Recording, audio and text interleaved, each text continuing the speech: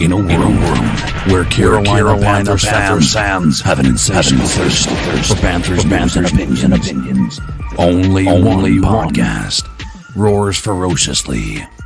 It's the C3 Panthers Podcast. What's up, Panther fans? It's your boy, Tony Dunn, a.k.a. The Professor. Oh, it's a host says, muted my mic. Can you hear me? No, you're good. Yeah. Okay. I just got a little pop-up that said the host muted your mic on your startup, and I was like, dang. Well, yeah, because it has a double sound effect when you don't. So the double. Yeah, all right, trying to be a good producer. About that. You got to tell me about that. I can turn that shit off. Welcome to the C3 Panthers Podcast, brought to you by CarolinaCatChronicles.com. Every Tuesday night, we chop up the latest Panthers news and opinions from the fan perspective. Tony Dunn here, hanging out with Cody Lashney, the producer that knows what's going on, and the guy on the other end of the mic who doesn't. Listen, man, the Panthers drafted their red and blue 1-2 punch in the form of Ikem Ekwonu and Matt Corral. And listen, I've had some time to digest those picks or draft as a whole, think about what I think about these players long term, what kind of upside the Carolina Panthers has, who might be the starter for the Carolina Panthers in 2022. A lot of optimism around Matt Corral. We're going to have a fantastic show tonight. And you know we're going to do it with the best Panther fans in all of YouTube. You already know them. I love them. It's Alex McKenzie, our man Drew, Alex Stark, ATX19, Blake Bettis, Joey the Blind Panther, Ken LED, Lawrence Trevette, Panther Pickle, Panther Randy 81, Sideshow Bob, Poppin' Bullets, Tim Estes, Tony Dunn, and nothing to it but to do it, brother. Let's roll. Tonight's show is the 2022 Carolina Panthers NFL Draft Recap. We'll go through the picks from top-notch Ikem Ekwonu all the way down to the undrafted free agents. There's some cool warrior, like Rambo-type people up in that list. We'll be grading or looking at some of the press's grades of Matt Corral, and also Greg Olson talking about the chaos that's been thrown into college football with the name and image and likeness. I got a little bit to say about that. You can be a part of the show at 252-228-5098. That's 252-228-5098. We'd like to hear what you want to talk about. How did you feel about the draft? Where did the Panthers, what would you grade them? Has this restored a little confidence in the front office? Is this Fitterer show, or is Matt Rhule also deserving of some forgiveness? I'd like to hear your thoughts on that, folks. Welcome to the show, CK. Hey, I'm happy to be here. Happy to, come off of a draft that I felt like we, come away with some optimism. Still some question marks, but I'm super excited to talk about it with you guys. Get not only your opinions, but the opinions of the people here in the chat room, because I think there's going to be a wide variety of opinions about just that question of where Matt Rhule falls on the level of blame or appreciation about how this draft landed. Greg in the house. What's up, my man? Oh, not a whole lot, man. Just hanging out. It's been a really, really awesome week, and the rest of it looks pretty good too. I mean, we had an awesome draft. I got a couple of great finales for shows this week. Multiverse of Madness Thursday, dude. It's all coming up Millhouse. I'm ready to talk about Carolina Panthers football. And you know the best part about this is we've been talking for weeks and weeks and weeks about what's going to happen, what's going to happen, what's going to happen.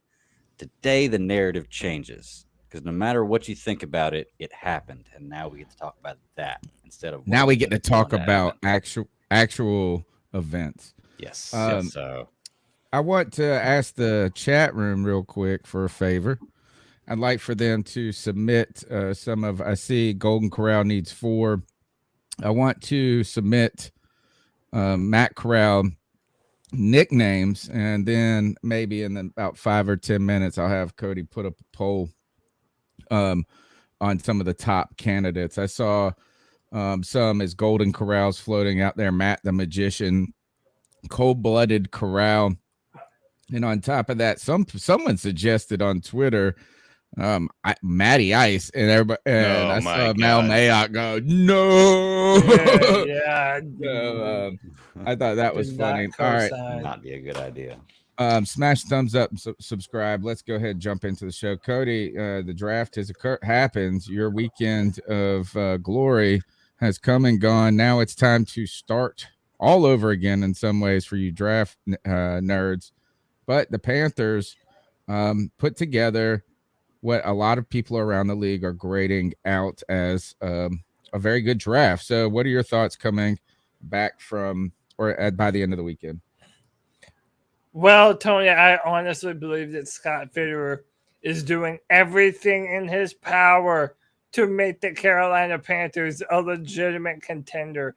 I mean, if you look at most metrics, they will tell you that the Panthers had one of the best drafts in the NFL this year. And this is not through this is not through one publication. This is through a multiple different different averages and people breaking down PFF, ESPN. I mean, for the most part, the media at large loved the Carolina Panthers draft this year. And I think Scott Fitterer has done an incredible job. On top of that, I think that there's something that I've uncovered about Ben McAdoo and his offense and the way that he's looking at football. And it's part of the reasons why I'm so pumped after I've had some time to think about this draft, Tony Dunn. We want to punch fools in their mouth. We want to get aggressive. Both of our first and second round picks, they quite literally have a history of getting into fights, more or less, right? Ikem Ekwonu will throw people around, put them into the dirt. I love what we did with him in the first round this year. Since we're going to start at that first pick, Ikem Ekwonu, I want to pose a question to you all, and I want to pose a question to everyone, in the chat room here. Where do you think Ikem Ekwonu is going to end up on this offensive line? Do you believe that? Question. Yeah. Do you think that they want to put him at left tackle, or do you think they'd rather play him at left guard? Me personally, I'm a proponent of putting him at guard. I think you're going to be able to use him on pull blocks, get him downfield, make him bulldoze some running lanes for Christian McCaffrey to be able to, head downfield. I think that would be the best move. But listen, I don't feel strongly one way or another. I feel like he could be a day one starter at left tackle as well, just because he has that kind of physical upside, talent, and potential. I'm just, here's my thought on it. I am so tired of having to have a discussion about the left tackle. I just want him at left tackle. I just want that to be shored up, because I'll be honest with you. I can tell you that I have yet to say, my gosh, our offensive line really sucks because of our left guard, right? It's not helping, but our offensive line 9 times out of 10 really sucks because of our left tackle. Like it's just the reality of that, I guess that position. And I think he could do well at guard, but I'm just ready to have that franchise left tackle, and then we can shore up the middle. At this point in time, if we can keep those tackles taken care of, I want that to be the maintain that. I 1000% agree with you, dude. 1000% agree with you. Like for all the exact same reasons. And it's like you said, Brady Christian's, I guess, the other option. We know he may be able to play left tackle well, but we know this guy can. So just give Brady Christian a spot on the guts guard and put him at tackle. I agree with you 100%. It's a really high pick for him to play guard, right? I mean, I think they picked him with the vision that he was a tackle, not that Quentin Nelson was number 3. But I think this is that they picked him knowing that he'd be an all-pro guard, but they also picked him because they're really believing and hoping he can be an all-pro tackle. So that is their vision for him, is like 5 years on the left side. Let's get that 5th-year option on the top-rated tackle. He compares himself, his game, to Trent Williams. Right. And that's pretty awesome left tackle material. We'll point out this. I think Jordan Gross started a year at left guard and then moved to tackle. I'm not 100% sure on that. Chat will be able to know that. But I think he's going to be in the long-term left tackle. But right. Even if he's not this year, if he just plays 1 year at guard, and you need to see, at least in a couple of games, if Christianson can play left tackle, maybe you're trying to evaluate Christianson. Maybe just let him have an honest competition in camp. I think that Brady Christianson would probably, his floor would be higher at left tackle than his ceiling would be at left guard. So I think Christianson just tends to play left tackle better than he plays guard. And Ekwonu could probably play both of them better than him. So I don't think we're going to be really crying about it if he's at left. I don't even know if you need to overthink it, like what Cody is saying, like CK is saying and Greg's saying, is maybe you don't overthink it. You just say this: Brady Christianson, if you can't play guard, then we're going to get somebody who can. Right. So this is a pick, right, that a lot of people throughout consensus that he's like one of the best picks in the draft. A lot of people will come on and say he's the number one overall prospect in their mind. So the one thing that stuck out to me after the announcement, when they called him, the way the call went, I wish I would have pulled it up before the show, is it started with David Tepper. Then they handed the phone to Rhule, and then Rhule, and then Fitterer was last. But there was a common thread in their tone and the reaction from all three guys, and it was like an over enthusiastic surprise of happiness from all three of them. It was almost like awkward, like too much. And like, oh my God, I am so excited. I cannot believe you're here. Like, man, they were like over the moon. And that tells me that this is a great fit. He's like, yeah, I'm happy to come hang out with y'all. And look, something else that we have to mention too. Ikem Ekwonu is a Panthers fan. This man is from Charlotte. He was in the end zone or behind the end zone when the Panthers played the Cardinals in the NFC Championship game. I'll pull him up here in a minute, but there's pictures of him and his mom and his brother at Panthers games. I mean, this dude is a Panther. I mean, quite simply, he is a Panther. He's so aggressive, man. When you watch this film, when this guy gets his hands on you, he is an absolute juggernaut, man. He's trying to put you in the dirt, do you dirty. He's on some real Steve Smith type shit, okay? That's what that Ikem Ekwonu is on. And let's be real, man. That's what the Panthers' offensive line has been missing for a long time now. My question is listen, like I said, I don't want to make too much of a big deal out of it. I do think that in today's NFL, that your interior line is just as important as any other, part of your offensive line, because it provides the pocket for your quarterback to be able to step up into. That being said, if you did put Ikem Ekwonu at left tackle, who do you think is more likely to play left guard? Brady Christianson or Deontay Brown?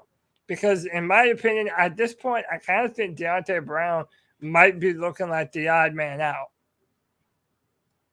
Yeah, I mean, that's a hard question. I mean, it's just like, who is the starter? You know what I'm saying? Like, is that, I don't think you're going to know. I think that right now is when you say the odd man out, do you mean not starting, or do you mean not on the team? Yeah, well, I mean, not starting.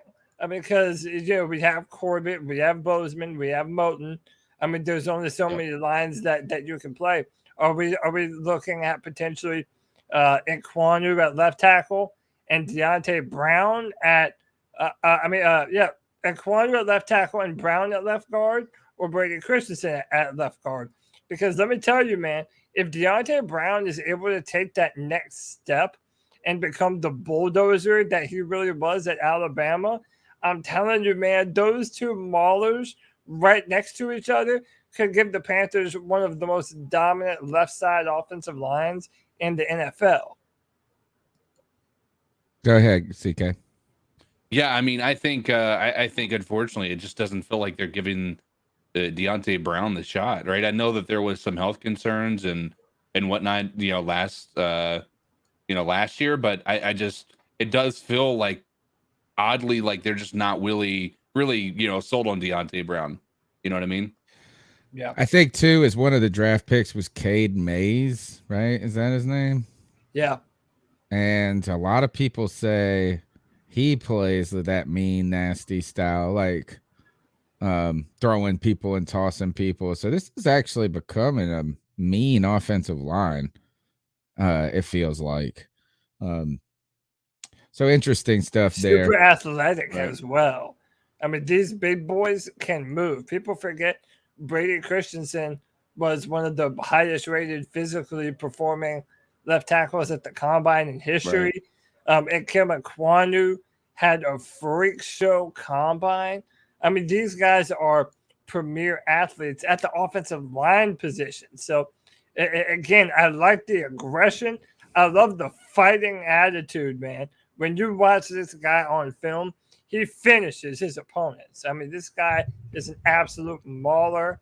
Our offensive line has been in desperate need of this kind of player. He could.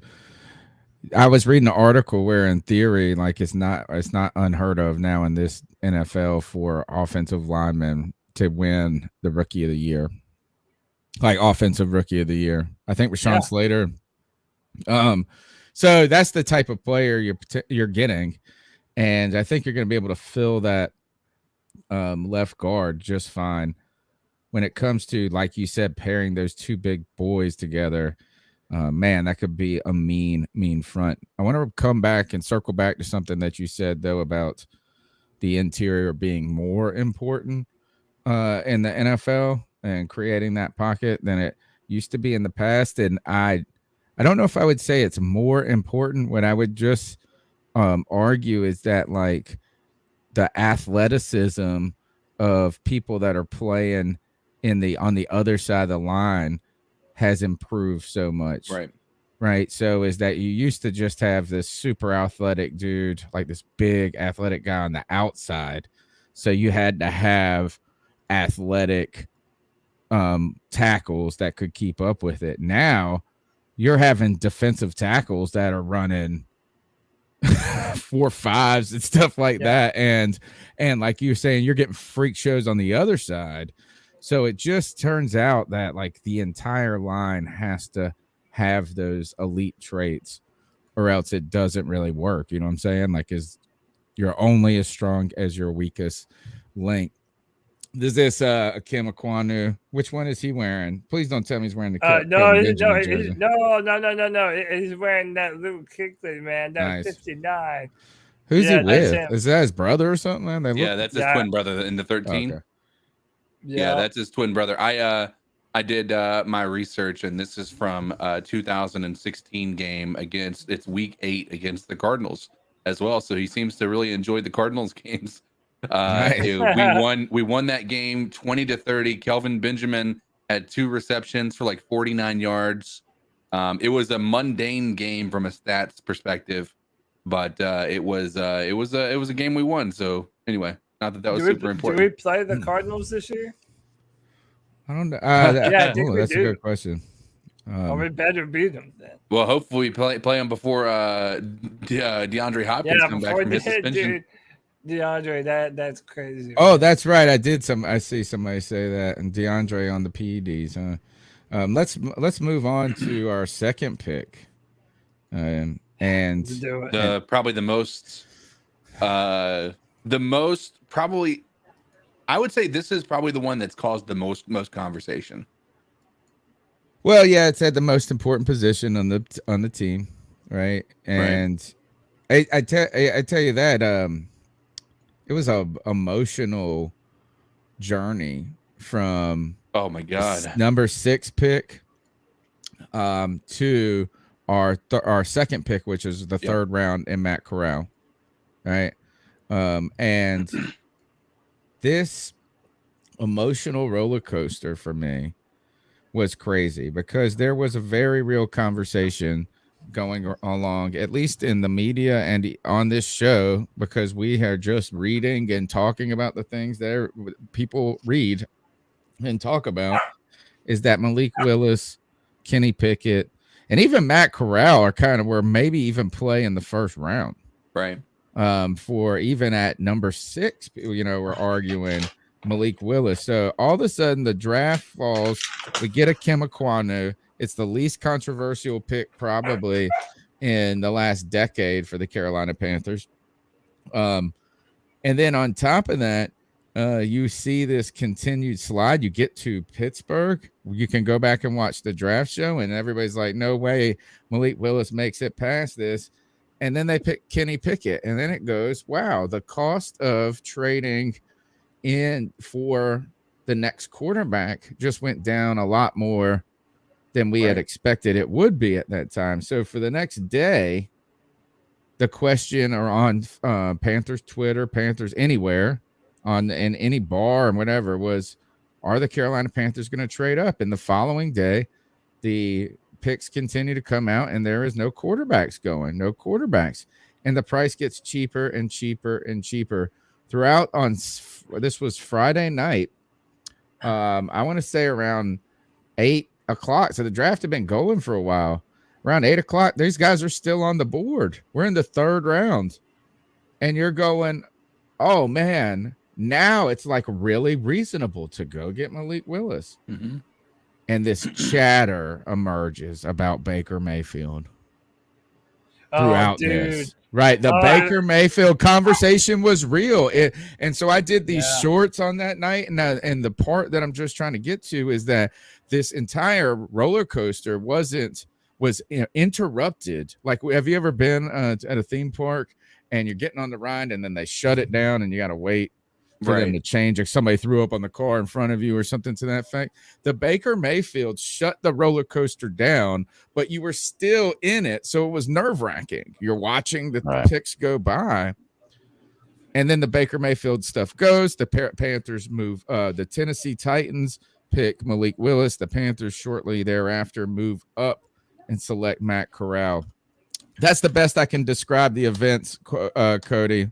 Add a little context, the Falcons drafted Desmond Ridder, first in the second round before Malik. Yeah, that's right. Before Malik Willis. So, and then the Tennessee Titans, they traded up to get Malik Willis. So Scott Fitterer said that they didn't want to be, basically kind of up a creek without a paddle and not have the type of quarterback competition that they want this year.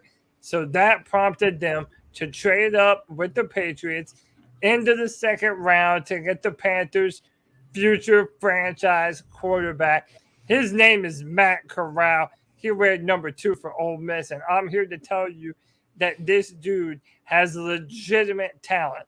He plays like Josh Allen. He may not have the body and the frame of Josh Allen, but this man maneuvers well inside the pocket. He has an arm to be able to push the football downfield. One of the things that you'll be able to notice about him is he has one of the tightest, most compact throwing motions that you'll ever see a quarterback have. It allows him to be able to get zip on the football and really push that football downfield.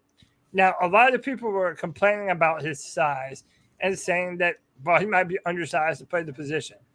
Well, the dude is 6'1" and 5'8" and has a 74-inch wingspan, 212 pounds. While that might not be the biggest quarterback prospect, he has a frame that's bigger than, frankly, Russell Wilson and Drew Brees when they were coming out of college. So I love this pick. Tony, if Matt Corral goes on to be a franchise quarterback, then the story of him kicking Wayne Gretzky's son's ass is going to be the mythological stuff of legends, Tony. I love that shit, dude. The Panthers picked a bunch of fighters, and together with Ikem Ekwonu, Matt Corral is coming to knock people unconscious. if he does go on to be a very like say all-star Pro Bowl quarterback, Yeah. can we call him the great one? I love it. Since he beat up Wayne Gretzky's So he kid. took Now the I'm telling title. you, now Wayne Gretzky has records that are more dominant than even Tom Brady. Yeah. You know what I'm saying? So like, I don't want to shit on Wayne Gretzky, but we got to find some way to link his nickname to that story somehow. Right. So now I want to talk a little bit about Matt Corral and this. And the one thing is, a lot of people actually gave us a ton of credit for this pick. If you look throughout the kind of the, I'm trying to see here. I got this. I think it's this pick that started us. This is like some. Who sent this? Somebody tagged me in this. I think it was Rich Kingston that tagged me in this. Draft capital used over expected, I guess draft position, and the Panthers have up here in one of the top drafts. Now, there's been a consensus, at least in many of the things that I've read, that Baltimore had the best draft. Right? I've heard a lot of people talking about that they just got a lot of first round quality talent, it felt like. Yeah. And if you look at this graph right here, this puts us on their plane. Right. And KC had like 3 first-round picks or some crazy mess like that almost. It was wild. So the Panthers to be able to do that without a second-round pick, I think says a lot about the Matt Corral pick and those back-end picks. When it comes to Matt Corral's size, I think it is, like Cody saying, largely overrated about how big he is. I wanted to ask, how old is he, Cody? I'll look that up. So, I mean, you grow into your body, like your adult body, particularly if you want a quarterback to play for the next 18 years. His physique is going to mature. I think that his run, a lot of people are worried that his aggressive play, right, that kind of wants to win. Old. 23. So he can still, he's still got some. Is he the same age as Sam Darnold? I think so. Yeah, Darnold might be 24. Something like that, yeah. Darnold came out so young. He was in the same high school class as Trevor Lawrence and Justin Fields. They were in the same Elite 11 competitions. And it's going to be interesting when we're talking about who the starter is going to be, right? And even though none of us are expecting him to be the starter, especially if you're listening to our coaches, I mean, this guy has been going through quarterback camps since he was in high school, where they have been going through pro-style passing concepts that they're going to be able to see in the NFL. I really, think that that's part of the reason. And Tony, I've said this a bunch of times. Quarterbacks and wide receivers, because of these camps, they're coming into the NFL more prepared than they ever have before. So it's going to be interesting to see how ready he is to potentially help us. I want to talk about 2 points on that. Is the readiness. The QB readiness is that this is one of the things that was continued to be talked about with Malik Willis, but also has been shifted because I'm reading about Matt Corral now. You know what I'm saying? I'm not reading about Malik Willis anymore. So they're probably saying the same mess about him still. But with Matt Corral now, the big kind of knock or conversation has been the offense he played in college and Lane Kiffin making such a speed one read option where it is so designed, right? As I heard somebody, I was listening to WFNZ, the Mac Attack, their podcast. Well, they do a radio show, but right. And they were talking to a guy evaluating Matt Corral. They were talking about watching highlights where you could see Lane Kiffin before the ball was thrown with his arms up celebrating because he already knew that it was the right play at the right read and the right moment. And it's so simplified. Now, on top of that, you got to wonder about that dang Wonderlic score. I'm telling you, it was crazy. What was this Wonderlic? 15. Didn't somebody say that he had an excuse? He just didn't try. I will not buy that. And now, if that's the case, I do not believe that for 1 second, not 1 second. That to play quarterback in the NFL, right? Like in your in a draft class where that was already projected as weak, you have to show you're leaving money on the table if you didn't try. You know what I'm saying? Is like, Maurice Claiborne said he didn't try. He scored a 6. He had like the lowest one in history. But this is a Des Bryant score. This is a not that I just was looking up and I couldn't only find but so many dang scores to compare him to. Somebody told me it was like a Vince Young score. I don't even care who you compare it to. It was the lowest out of the group. So if the criticism is he's underdeveloped, and that's where he's going to have to, like, the big challenge for him too, beyond is kind of consuming a more complicated game. That score does not lend to him being able to do it well. Right. Or that being the easiest part of the transition. Now, I don't really care. I'm not going to speculate, as sometimes people probably can play football like crazy, but they might not be able to solve. I can't solve this damn Rubik's Cube. So these tests are just one aspect of measurement. Now, the other thing, though, is that when you talk about him is that he plays kind of, I won't say recklessly, and because you start to think he throws the ball recklessly, but aggressive. He plays aggressively on the ground.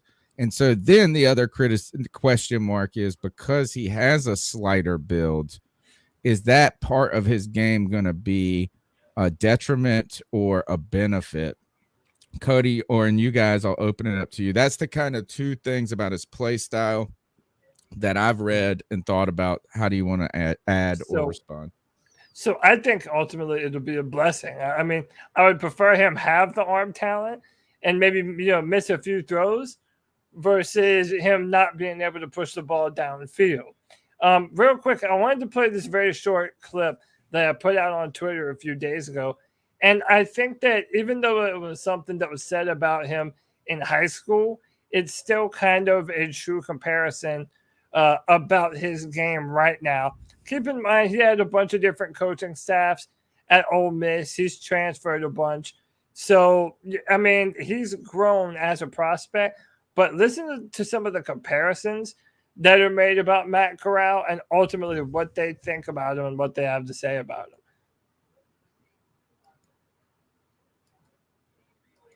Wait, shit, wrong one. Hold on, cover me. So it'll be interesting. Then the next question is, are these guys going to compete? Is he going to compete to start this year? Okay, here we go. Oh, I like this video. Poly. Matthew Corral at Long Beach Poly. He might have the strongest arm we've had in this camp since Matthew Stafford. Stafford over the middle. Caught. You watch the tape, and I thought Brett Favre type playmaker.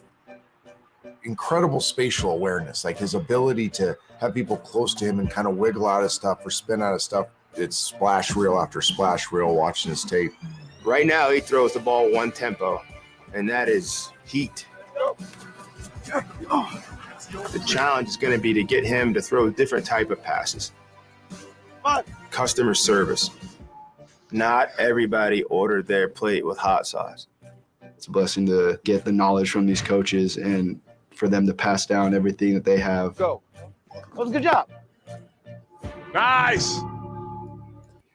So there's Matt Corral, man. I mean, you hear some of the things that they say about him, that he has some of the best arm talent that they've ever witnessed, comparable to Brett Favre and Matthew Stafford. I mean, he has real, legitimate arm talent.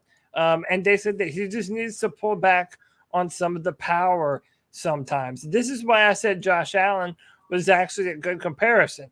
Even though they have very different bodies and very different frames, sometimes when you have a hammer, everything looks like a nail. And it's learning how to take some of that steam off your passes, throw with touch. And that's something that you did see him do on film. I don't want to make people believe that it's something that he can't do. He just needs to get in a rhythm and more importantly, get in an offense that's going to continue to cater to his needs and cater to his further development. And personally, when you think about our quarterback coach that we have right now, Sean Ryan, who was once upon a time Deshaun Watson's quarterback coach, I think he is the perfect mold of clay to get your hands on for a young quarterback to be able to bet on into the future. Yeah. You're muted, Tony. Was he also Stafford's quarterback coach at one point? I feel like for some reason that name sounds familiar with. Remember, because there was two quarterbacks that he had when they brought him in that I remember. It was Deshaun Watson. There was somebody else, and I want to say it was Matt Stafford.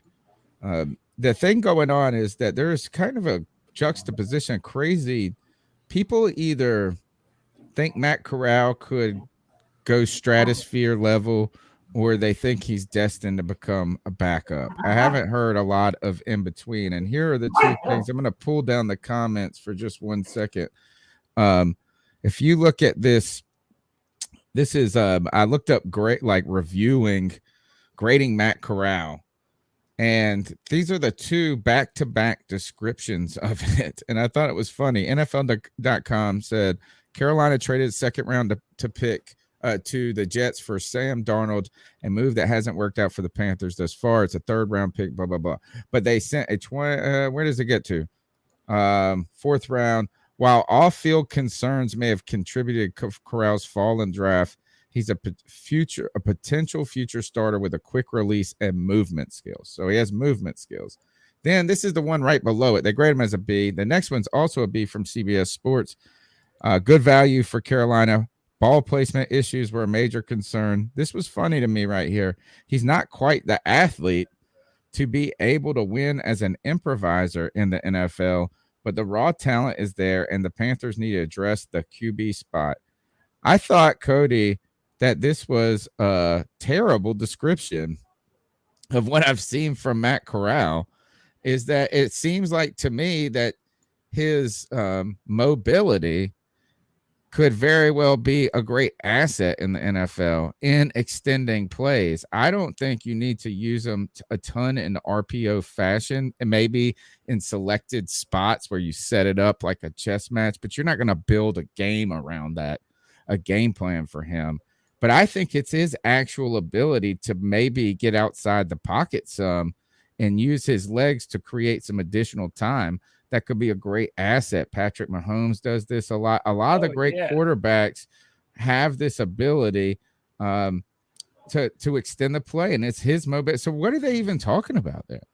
I mean, listen, you can go online and listen to someone have two exact opposite takes about the same player. I mean, it's really like people are watching different film. CBS, like Off of Grid said, they were really hard on us. They wanted us to take Sam Howell. Listen, that is BS and nonsense. Let me tell you a little bit about Matt Corral.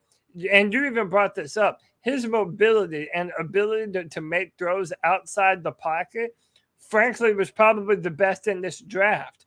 I mean, Malik Willis had some really big-time splash plays outside the pocket, but Matt Corral keeps his eyes downfield, is always looking to make a play. And yes, he is a threat in the red zone to be able to run the football. The trade-off that Matt Corral is going to have to take and make is that he doesn't have that 240-pound Cam Newton type of body. So he's going to have to learn how to protect himself and slide and get down before contact comes his way if he's going to continue to be successful in the NFL. On top of that, though, Tony, if you look at him, there is no reason why he shouldn't be viewed as a potential game-changing franchise quarterback. The arm talent is there. He's scrappy. He beat the hell out of Wayne Gretzky's stuck-up-ass son, and you know he deserved it, by the way, because you just know that he does. And by the way, also think about it. This dude is a quarterback. Throwing a punch is very similar to the motion of throwing a football. I bet Matt Corral could knock the shit out of some fools, dude. I wouldn't go that far. I'm not ready to all of a sudden pick him in our player that I want to recruit to have in a fight. I'm just saying, I bet my It man is. hits. It is better to beat Wayne Gretzky's kid's ass than have your ass beat by Wayne Gretzky's kid. Oh, for so sure. we'll give him that. The quick release is look. Chris Sims had him rated as his number 1 quarterback.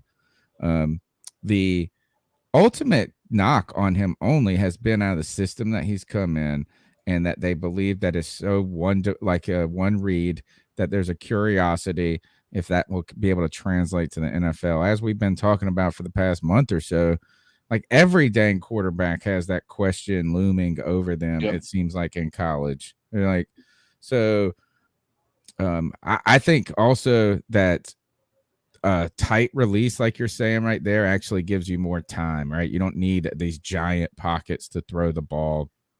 And mobility can help you. Just you don't have to RPO it.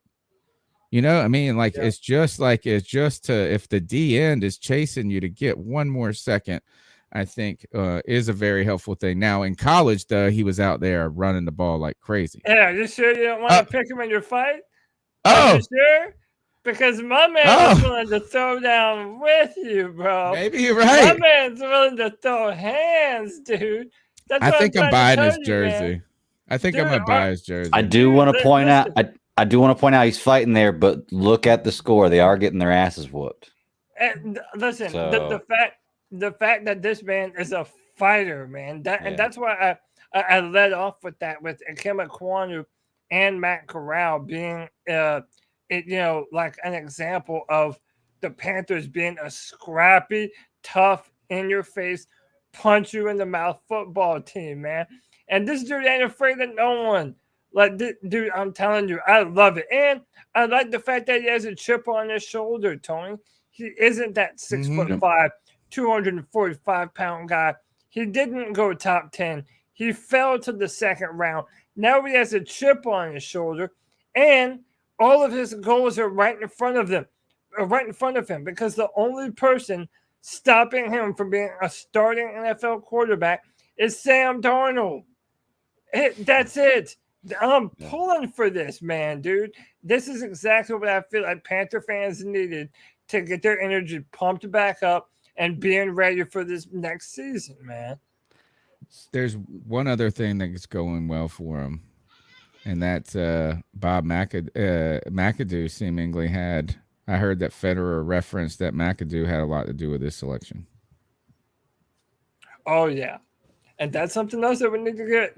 Tony, didn't we both say that Ben McAdoo, we were happy that this guy was in our draft room because he was going to make decisions like this? Right. Apparently, he was Ben McAdoo's number 1 quarterback. I know that he was Chris Sims' number 1 quarterback, and that guy has been really accurate on his quarterback predictions the past few years in a row. Yeah, man, I think we may have gotten the steal of the draft, especially if he ends up being a franchise quarterback. Tim Jenkins also, we know he has pretty good valuations of these guys. He had him as his top quarterback as well, which I think is, and he had Malik pretty close to the bottom, which you could take that with a grain of salt, if you will. It's fair too. Like, I mean, you don't have to. Malik doesn't have to be everybody's golden boy. No. I mean, the thing is, at this point in time, is Matt Corral, we talked about it on the Saturday sit-in, if you will. Like, Matt could have been. This isn't the best possible way this could have happened. It sucks because he loses income by being drafted in the 3rd, but the reality is he doesn't have the pressure of a first-round draft pick. He doesn't have the pressure of somebody trading up to get him in the 2nd round, right? Mm-hmm. And we gave up peanuts to get into the 3rd to be able to draft him, right? Listen, he's not coming in here with the expectation he is going to be the franchise guy immediately, right? Is that something that we all hope will happen eventually? Yeah. But it took Josh Allen a while to get the hang of it. I mean, even Lamar Jackson sat behind Flacco for a year, right? While being introduced a little bit to the offenses, right? You look at the best quarterbacks in the league have not been starting quarterbacks when they first came out in the league yet. I mean, in the league currently, like the people you would consider the top people, other than maybe a Kyler Murray, or even a Deshaun Watson, which I think Deshaun might have even not been a starting quarterback when he started. They didn't intend him to be, but he ended up being anyway. Same as Justin Herbert. And again, those guys are exceptions to the rule, Well, that raises the question for me right there. Does he take the starting position because of how impressive he is, how much more impressive he is in training camp than Sam Darnold, or do we have to see Sam Darnold fall? I think we have to see Sam Darnold fall. So so basically then he thinks Sam Darnold's going to start and he just has to really fall on his face before they're like, all right. Yeah, I think that Sam Darnold has always seemed to be a very good camp performer, right? He's always been able to, I felt like last year they were saying like, oh, he did a very good job. Like, I mean, they were just like praising his ability to read the defenses and stuff like that. And then it changes when it becomes a real game. Because I think the problem with Sam Darnold has been and always will be at this point in time, because I've seen no evidence to prove otherwise, has been mental. There has not been anything physical about his game that has prevented him from being successful. It has all been mental. And so I think when you're in training camp, mental comes a lot easier than when it does after you get out there and actually play really valuable NFL games. That's a really, really good point. Yeah, I always shoot better at the driving range than I do in the actual golf course. I love this comment. I love this comment by JD54. I see my quarterback out there throwing hands. I'm right there with him. Again, how do you not love that, man? It's like this dude. And listen, I want to turn this back on CK and Greg. Like, what do you guys think of Matt Corral? Do you think that the Panthers scooped up a franchise quarterback here? Did we pick up the legend who beat the hell out of Wayne Gretzky's son? What are we feeling? I'll tell you my answer real quick because it's going to be pretty quick. I don't know. Like, I have really low expectations, right, at this point in time. He was drafted in the third, right? It wasn't like people were, mooning over this guy. I'm optimistic based on the fact that we, seem to have really felt like, when you saw that draft room, they really did not expect Matt Corral to be there, which is why I think the Baker Mayfield conversation even came into play, right? I don't know that he was the guy for the entire time. Like, I don't know that he was the guy they were going for. But I think that Matt Corral has potential to surprise all of us. Yeah, I'm right there with you on that too. I don't know enough about him to be pessimistic about it, but I also can't really be super optimistic about it.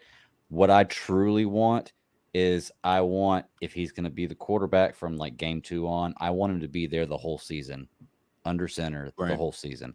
I want consistency. Just give me consistency the first year. If they put you in game 4, the rest of the season, I want to see you taking snaps, behind center. So that's what I really, truly want. I don't want to ask for wins or anything else like that. I just want to see, hard work and you playing, because it's been a carousel of quarterbacks for years in the Carolinas, and I hate it. It's so irritating. Can't buy a jersey. I tell you one thing about Matt Corral is he's going to be one of the more popular people in Charlotte and North and South of Carolina until he starts. Right? Like from now to the moment he actually starts a football game, he will be one of the more popular names and people to talk about in Charlotte and Carolina sports than anybody. He has an opportunity to become the most popular person in Panther Nation when he does take a start, impress. The thing is that he has something going for him right now, and it also is adding to the pressure of the pick, and that is no one believes in Sam Darnold. The coaching staff barely does. The Carolina Panther fans have made him a whipping boy. I've said I think they made it that he has been a patsy and sort of a scapegoat in some ways. He could be very much better next year behind a much more improved line. But the problem with Sam Darnold is when things start going bad, he just panics like crazy. It's just like you do not want him on the boat if you start taking on water, because he's just going to melt down. But Corral is, everybody's just going to be like, put in Corral, Put it like, I mean, it is. So he is going to be super popular. But if he comes in and he's really good too, oh my God! Imagine the stratosphere he would just go to. And by the way, that's not even outside the realm of possibility, y'all. If this offensive line takes the next step and becomes as good as we believe it has the potential to be, and you have Robbie Anderson and DJ Moore, and Christian McCaffrey's coming back healthy, and you have a second-year Terrace Marshall Jr., a second-year Shi Smith, a second-year Tommy Tremble. Like, dude, it's not outside the realm of possibility that Matt Corral could actually be dropped into this offense and be a good quarterback sooner than expected. My question to all of you and to everyone in the chat room is, if Sam Darnold starts to suck and people do start to call for Matt Corral, what is your worry and your anxiety level that we could potentially ruin Matt Corral and his trajectory by playing him too early? I don't personally adhere to that bullshit. I think you play them, let them take their licks. If they're a badass, and they'll come back and they'll be better next year when you build up the team. Look at all the quarterbacks last year, like Trevor Lawrence and Justin Fields and Zach Wilson. Look how highly touted they were, and none of them had special rookie seasons in the NFL. I think you just have to take your licks sometimes. But are any of you afraid that we could potentially ruin him?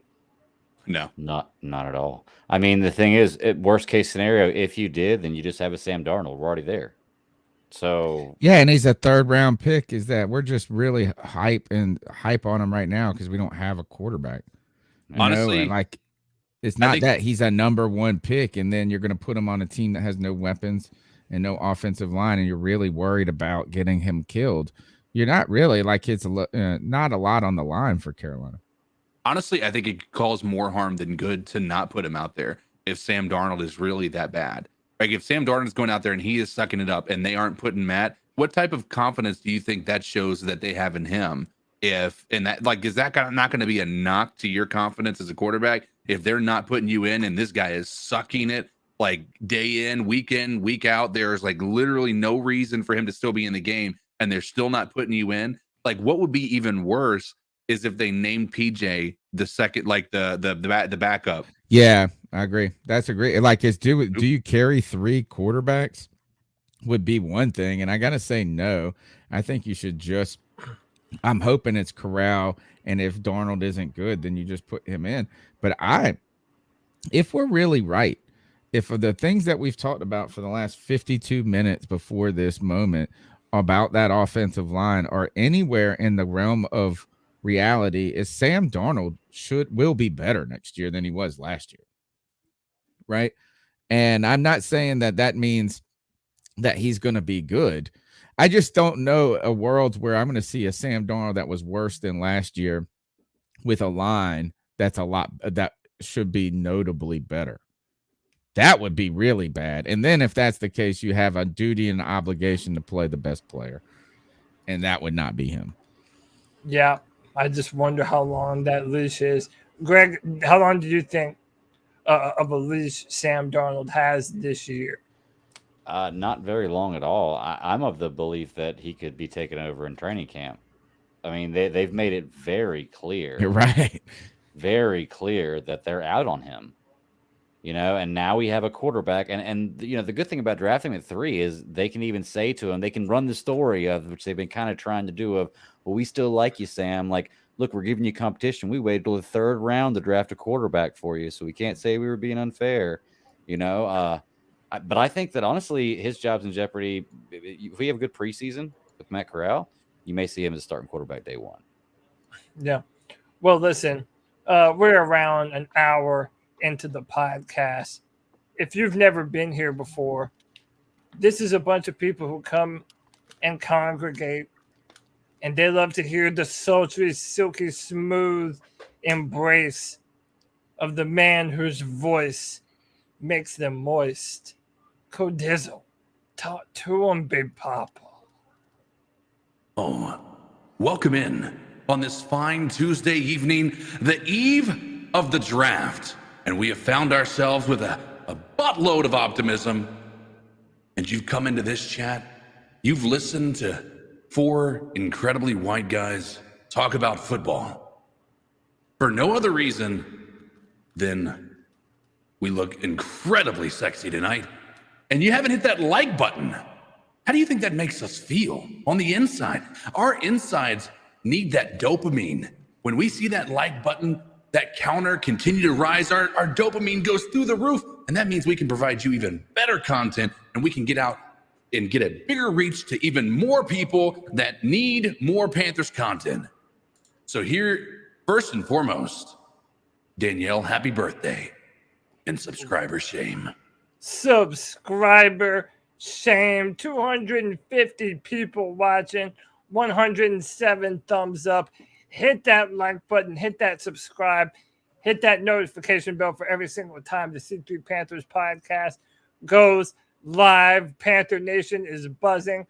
There is hope. There is a reason to believe in our future. Tony Dunn, let's listen to what these fans have to say here in the cat calls.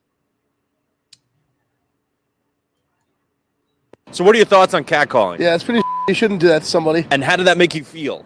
Very uncomfortable. So how do you think catcalling makes the person feel? It feels good, like.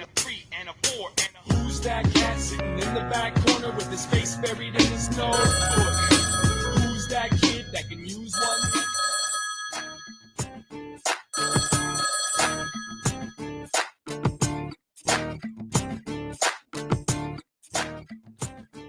What's up, C3 family? It's your boy 89 J Stubbs. How's it J going? Stubbs. Just want to talk about this draft. I gave the draft a B. I thought we did well. Got a lot of potential there, but at the end of the day, we got one starter, maybe two if one of them linebackers can step up. But if you look at Matt Corral, what he ran a lot in college, a lot of RPOs. And they say he makes one read, but you go watch the film, he makes multiple reads. But the point I'm trying to make is him in an RPO offense, not saying starting day one, not saying he'll be ready. I'm saying this in general. If you look, you want to have optimism, is Evan Neal was super dominant in the RPO offense. They ran in state. They ran a lot of, RPOs because he's so dominant. And I think him, C-Mac, the other two running backs we got, Foreman, and Evan Neal, and then like you said, you add Corral to an RPO type offense, man. I just think it would be super, super great, man. And I say we maybe bring in Clowney and Foles. Try to bring Clowney in. I know he's a malcontent sometimes, but it sure help with the run, and maybe bring Foles in on a cheap deal to just have a veteran in the room. All right, guys, later.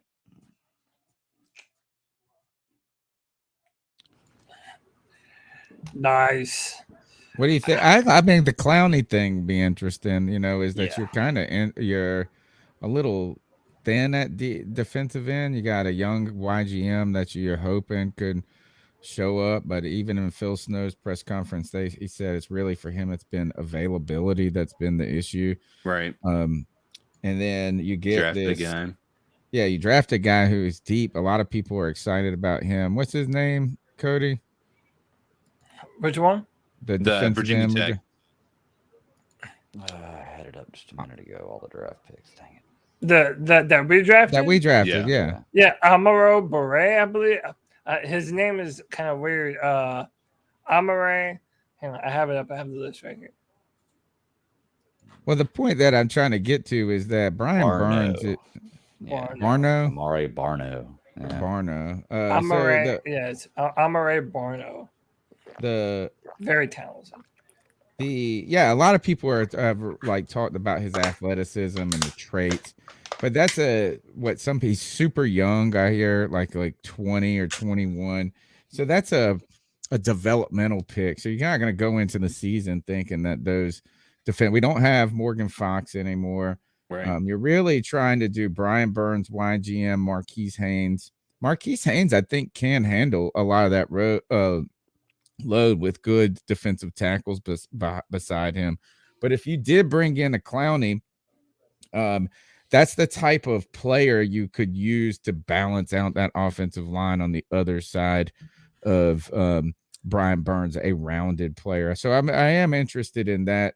That would tell us a little bit about what they think about their chances are this year. You know what I mean? All of a sudden, that would be a move trying to tell you that they think they got something they can cook with. Let's go on to the next call. Hey, this is Panther Pickle, and I just wanted to throw my thoughts on the draft. I like all our picks. I really think that we did a good job this year. I would grade it as maybe an A- or a B+, but except for maybe Barnes, the 7th round pick. I really don't comprehend that pick. I understand he's fast, but I mean, at the 7th round pick with the depth we already have at corner, I just think there's other people that could have taken. For example, Carson Strong, the quarterback out of Nevada. I mean, he was, for a 7th round pick, you could have to put that guy on your roster, maybe even a backup or something, you know, maybe a trade or something. But and then you got the Justin Ross, the wide receiver from Clemson was available. You got a center, Alex Strongstrom. You got linebackers, Sanborn and Weatherford. Smoke Monday, the safety was out there. There's even a few kickers that we could have taken for a 7th round pick. I mean, let's remember, Buckner, the Chiefs kicker, was once our 7th round pick. So there would have been better answers at corner than corner. But it is what it is, and I do like the draft picks overall. And this is not a smack on Barnes either. He may turn out to be a excellent, fast corner. Don't mean to disrespect him, but you know, I just thought we could have picked a better option at that pick. But anyway, keep pounding, and we may be a better season than some think. I think we got it. I was going to ask you guys, I'm going to do some shorts this week about this, is what the best position group on our team is, like the strongest units. Right. And there are, I think, going to be some good conversations to be had about that. And he brought up the secondary, and the secondary is young. And if we think and believe, I think Keith Taylor, I believe is the guy's name from last year. A lot of people, Steve Smith liked him a lot. That room all of a sudden has some depth, and there's some excitement to it back there with Jeremy Chin leading that group. But, you know, the joke is that guy was a Baylor pick. But I hear he balls, dude. Like, a lot of people said that kid balls and that he's fast as all get out. And it's a traits-like pick. But you're right. There are some things you could have done that would have you can continue to pad that team. But last year we tried to do some cute stuff like that and drafted a long snapper in the back end. So that we didn't even have on the team for the entire year. Go ahead. Do y'all think that this draft, which I think went pretty well, you can have your, issues with certain players, whatever, but I think overall we did pretty well. Is it somewhat bittersweet, though? Did we just save Matt Rhule's job by having I think so. Draft? I think so. Yeah. What if Corral comes in and wins 10? I'm just saying, comes in and wins 10 games this year, because it's possible. We have an offensive line now. CMC's back if he's healthy. DJ Moore, young, good, fresh defense. What if we win 10 games? Did we just? I think we could win 9 with Darnold. Listen, as much as 9 with Darnold's a possibility. As much as we dislike Matt Rhule, it's like, what are you more, a fan of the Panthers or a non-fan of Matt Rhule? True. Like, at the end of the day, as much as I dislike this clown, as much as I don't think that he's a good long-term option, like, if the Panthers can be a 10-win football team, then let's fucking go, baby. I'm ready to go. This middle 5 and 8, middle of the road type of bullshit, dude, I'm done with that, man. This middle of the road trash to me feels even worse than being like one of the the worst teams in football. Right. And we have been one of the worst teams in football, man. Yeah. If our talent can overcome Matt Rhule, then let it happen, man. I'm at the point on Monday I put out a little short video, and it was just about how we need to forgive the Matt Rhule of last year. Now, that doesn't mean that you give him a pass. That doesn't mean you forget. But I think right now you have to breathe optimism into this season, right? And I think the people who have instructed us to do that are the Carolina Panthers themselves. They have taken an approach in the offseason and in this draft that was not panicky, but also thoughtful enough that they believe that they gave Matt Rhule the tools to go succeed. I would disagree with that slightly. Okay. They tried to become panicky with Deshaun Watson. Oh yeah, you're right. You're right. If you almost, and I have fallen for the Panthers propaganda. I've already forgotten about Deshaun Watson, like completely, like it was even a thing. It almost was like an organizer. But you're right. That is let's go. That is like the big sexy move. But I do feel like this is I don't think they sold this team out in free agency this year.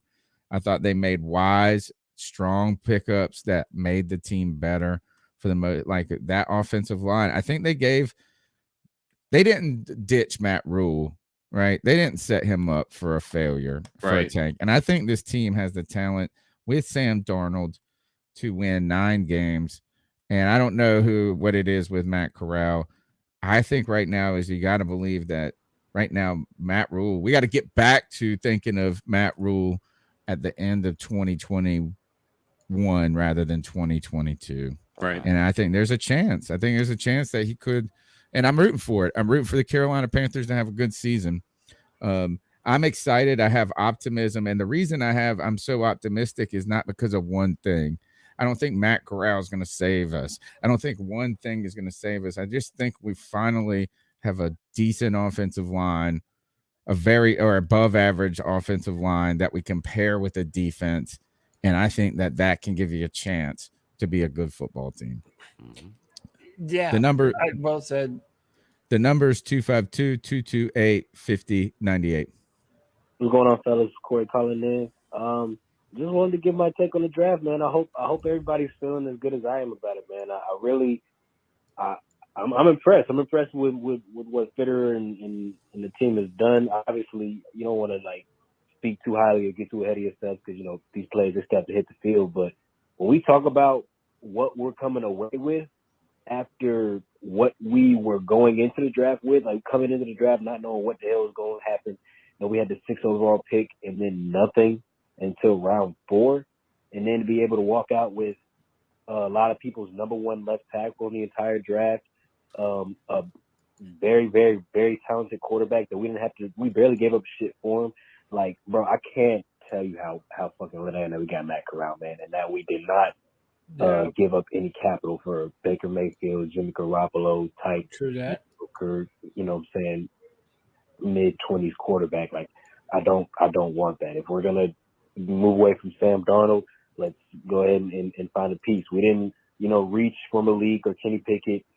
We got a talented guy that could potentially be our future. And then this linebacker we just picked up, what's his name? I'm reading up on bro now. Brandon Smith.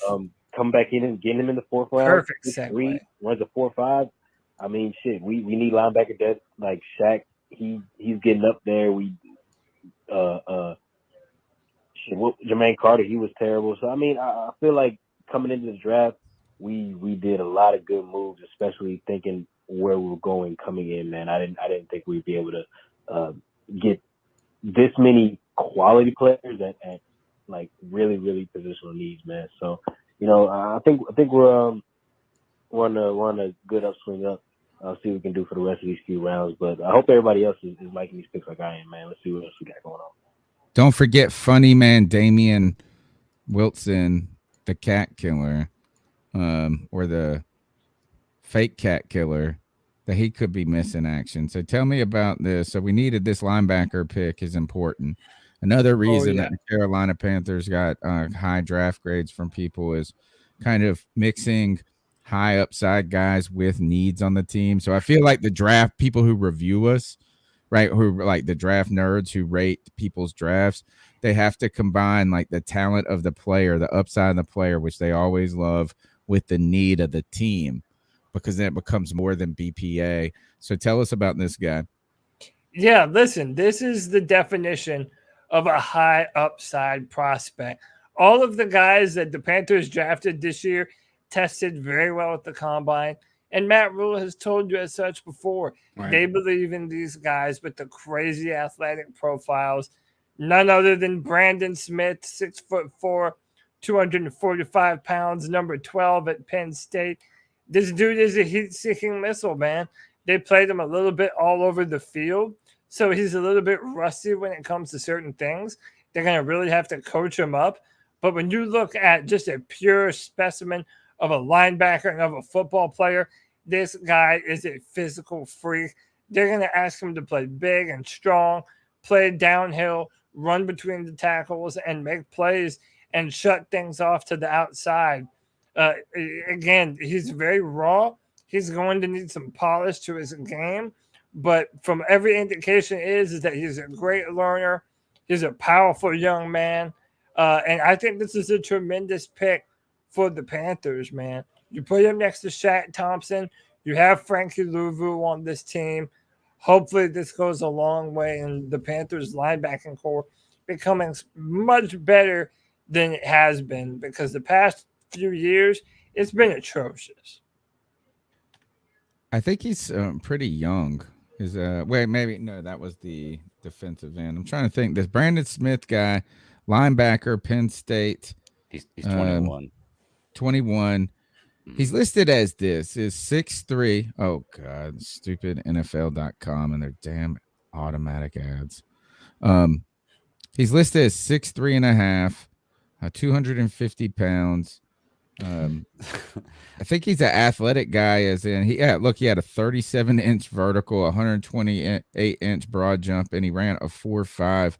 I think this is a player that kind of reminds me of a underdeveloped, like, who's the guy that you liked a lot last year from Clemson? Kind of Isaiah Simmons? Yeah. That like a little longer version of a linebacker, maybe than, 6'3" isn't a crazy high, but usually the linebacker, I feel like, is just, he's a little longer. Like 250 pounds is not too light for a linebacker. At 21, he's going to be able to grow into that. But Shaq Thompson, they wanted him under 250 for a while. Yeah. So this guy doesn't look big. They have said that getting him in run fits is going to be the important part of his development. Well, it's so funny because you and Cody both gave off height and weight, and both of them were just different. And I'm looking at the Carolina Panthers, and it's different from what both of y'all said. So I'm looking at 3 different height and weights for this guy. What is he? What do you got? Oh, let's on the read Panthers website. It says 6'3" even 240. Tony, you said 6'3" and a half, 250, and Cody, you said 6'4", 245. So I was like, wow, okay. So he's somewhere in that range. Yeah, he's somewhere in that vicinity. Yeah, somewhere in that vicinity. So we'll say he's 245 because I had 250. This is NFL.com prospects, draft prospects. Yeah. And does it?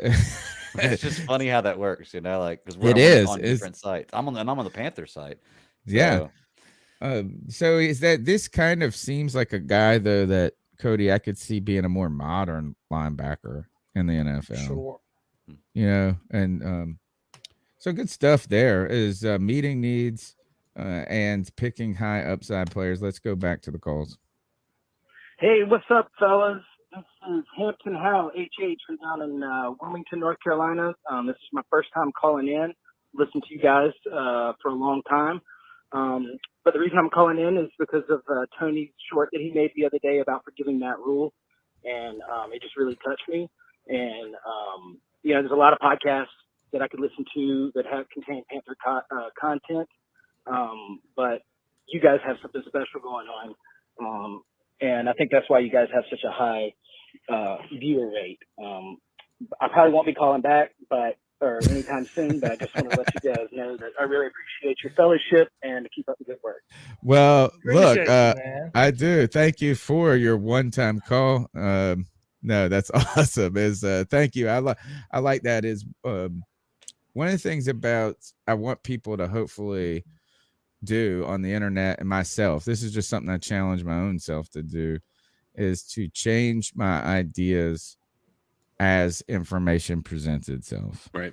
And being open to adapting and evolving of your ideas on any subject. Right. And that doesn't mean that you have to surrender your beliefs just with the wind, where the wind blows, but to become entrenched in an idea despite evidence, is that you just have to know things are fluid. And so that's what we got to do. We got to believe that Matt Rhule, what happened last year is not the only story to Matt Rhule, and that the story's not over. I appreciate the call, and you calling in. I like this is that even though you're not calling back, he said, I'm not calling. I probably won't call back, but he did say that he would continue listening. And I like that he feels it kind of implied there's a community going, even for people who aren't on the show, who may not be able to participate in the live chat. There's a lot of people that watch the show on YouTube or on Facebook later on. There are people that listen to it in the car on the way on the commute. Right. And I like that he feels a part of that community. So we appreciate your support. The number is 252-228-5098. Let's keep going. Hi there, Tony, Cody, Greg, everybody out there. It's been a while since I phoned in. Rich? Hey, Rich. Just wanted to say hi. I like the draft. Impressed with what we managed to do with so little. Never has so much been done with so little, I believe some Englishman once said. Yeah, Ekwonu great, especially as it looks like we're going to try and run the ball a lot. Really pleased with that. Matt Corral, who knows, but very twitchy. Looking at his tape, if you watch how quick he resets his feet, I mean, I'm so down on Sam Darnold. I mean, I don't know if I've said this. Sam Darnold doesn't look like a quarterback. I mean, it's not even that he's bad. He just doesn't look like a quarterback. He looks like a converted linebacker trying to play quarterback, which is what he was. But shocking. Anyway, so yeah, Corral, who knows? Or Corral, I think Golden Corral going round, but whatever. And then, yeah, picking twitchy guys later on. Between Chin and Smith, we might have 2 6'3" linebacker, strong safety types roaming the secondary to cover tight ends. And then taking just basically the fastest players they can find, whether that's there seems to have been a bit of an issue with boosting special teams this season. Between taking Hecker, we signed Andre Roberts today, and we're bringing in these guys that are running sub 4.3, which is insane speed. I think there's going to be a real emphasis on that, probably because we're going to end up punting all the time if we're starting Don. But anyway, I still listen to you guys all the time. I don't commute anymore, so finding 3 or 5 hours isn't quite as easy as it was. But loving all your stuff, guys, and wishing you all the best. Still listening in, and keep pounding. Okay. Keep pounding. Hey, fantastic call by Rich from across the pond over there in the UK. And listen, that's another great segue. Those are 2 great cat call segues in a row, because the next player that he sort of alluded to there, defensive ends running a 4.38. This is Amari Barno, the defensive end out of Virginia Tech. And this dude is another. Yeah, man, he's that fast. It was one of the fastest defensive end prospects ever at the combine. The physical upside is there, man. He's 6'6", long arms, 245 pounds. This guy has the physical build to be able to not only put on more muscle, but to use his naturally long arms to shoot his hands into the chest of opposing offensive linemen and just be a dog, man. I mean, I think raw aggression is something that you see the Panthers trying to put an emphasis on with Frankie Louvu. Now we have Brian Burns off the edge. You added Matt Ioannidis. Now you add a guy like this, and your pass rush should be able to be nasty, especially on third downs, being able to get after the quarterback. I even think Ben McAdoo, and I said this in one of our earlier streams, I kind of think that we're probably, or not Ben McAdoo, but Phil Snow with Steve Wilkes, we're probably going to see a lot of corner blitzes, a lot of linebacker blitzes. We have enough speed to scare the shit out of opposing quarterbacks every time we play them. This is another fantastic physical talent on the Carolina Panthers. Is his, I'd like to see some of his agility drills, right? Where it comes to, I mean, he's got a good vertical. He's got a big, broad jump. He's super fast. but like the 3-cone drill, some of those agility in space, because when you read off this guy's like his size and what position he plays, this would have been a very high pick in, say, 2010, 11. Quentin Coples, who was from Kinston, North Carolina, I think he also played at UNC Chapel Hill. He was one of those players that they saw as a defensive, that played defensive end in college, but they saw him being a 3-4 stand-up defensive end. So you could do some fun stuff with him. But the question is, can you ask those guys to drop into coverage a lot? And that's really where, like, they're great. You just don't want them to be what happens with Quentin Coples, is that the pass rush was there. It's just the coverage part and the lateral quickness wasn't there so much. But that's crazy athletic. Again, I think this is why the draft gurus love the Carolina Panthers draft, a need defensive end. Like you're going down the list of all the things. Offensive line, check. You pick a that's elite prospect. Then you get to the quarterback, and again, it's the traits and the upside that meets and dovetails with the need on the team that makes the pick exciting. Then you move on to the next one, linebacker, upside and need. Boom. This guy, upside and need. And that has made us excited about it. And boy, do you think they are money balling it too much, or that's what you should be doing in the 5th and 6th round, right? Right. Yeah, I mean, I think that is. By the way, I told you wrong. My apologies. I said he ran a 4.38. He ran a 4.36 at 245 pounds. Maybe we should just make him like a wide receiver. I mean, dude, a tight end. Like, why can't we just? Yeah, I mean, like maybe he should be. He only has 9-inch hands for being 6'5". There's like maybe he can't catch. I mean, obviously, listen, I think his fast physical ability to be able to fly to the football. The Panthers put an emphasis on. Why can't we make him a tight end? That would be awesome. Imagine that. I mean, hey, I'm down for a lot of different things if it's clever, if it works. That would be crazy. But I mean, I think Tommy Tremble has yet to show you what kind of beast he is, man. So that ought to be exciting as well. But one of the questions that's going to run throughout our draft is that we have a lot of raw talent, a lot of guys that need coaching up. They need a few years to learn. For Brandon Smith, it's going to be gap assignments. For Amari, it's going to be a lot more pass rushing maneuvers. For Ikem Ekwonu, it's going to be, pass sets and making sure that, he doesn't extend himself too much. Matt Corral, it's going to be all the ins and outs of a real legitimate pro style system. So the real question is, do we have faith in our coaching staff to actually develop all the young, incredibly talented players the coaches have right now? Because they do need a fresh coat of polish before they're really ready to be, Pro Bowl, all pro level prospects, if they ever make it to that point. None of these guys were drafted for that, except for Ikem Ekwonu. Yeah. None of them were drafted in the short term to be just transcendent play. These are kind of just good value picks for us. And I think, look, is with James Campen, we haven't even talked about the Cade Mays, whatever, dude, is that offensive lineman. I'm telling you, this guy might be one of those gems that you add into that. So with James Campen and that offensive line, I expect them to be much improved. Steve Wilkes, we don't have really any secondary things we're going to be talking about so far in the, with the guys we've selected.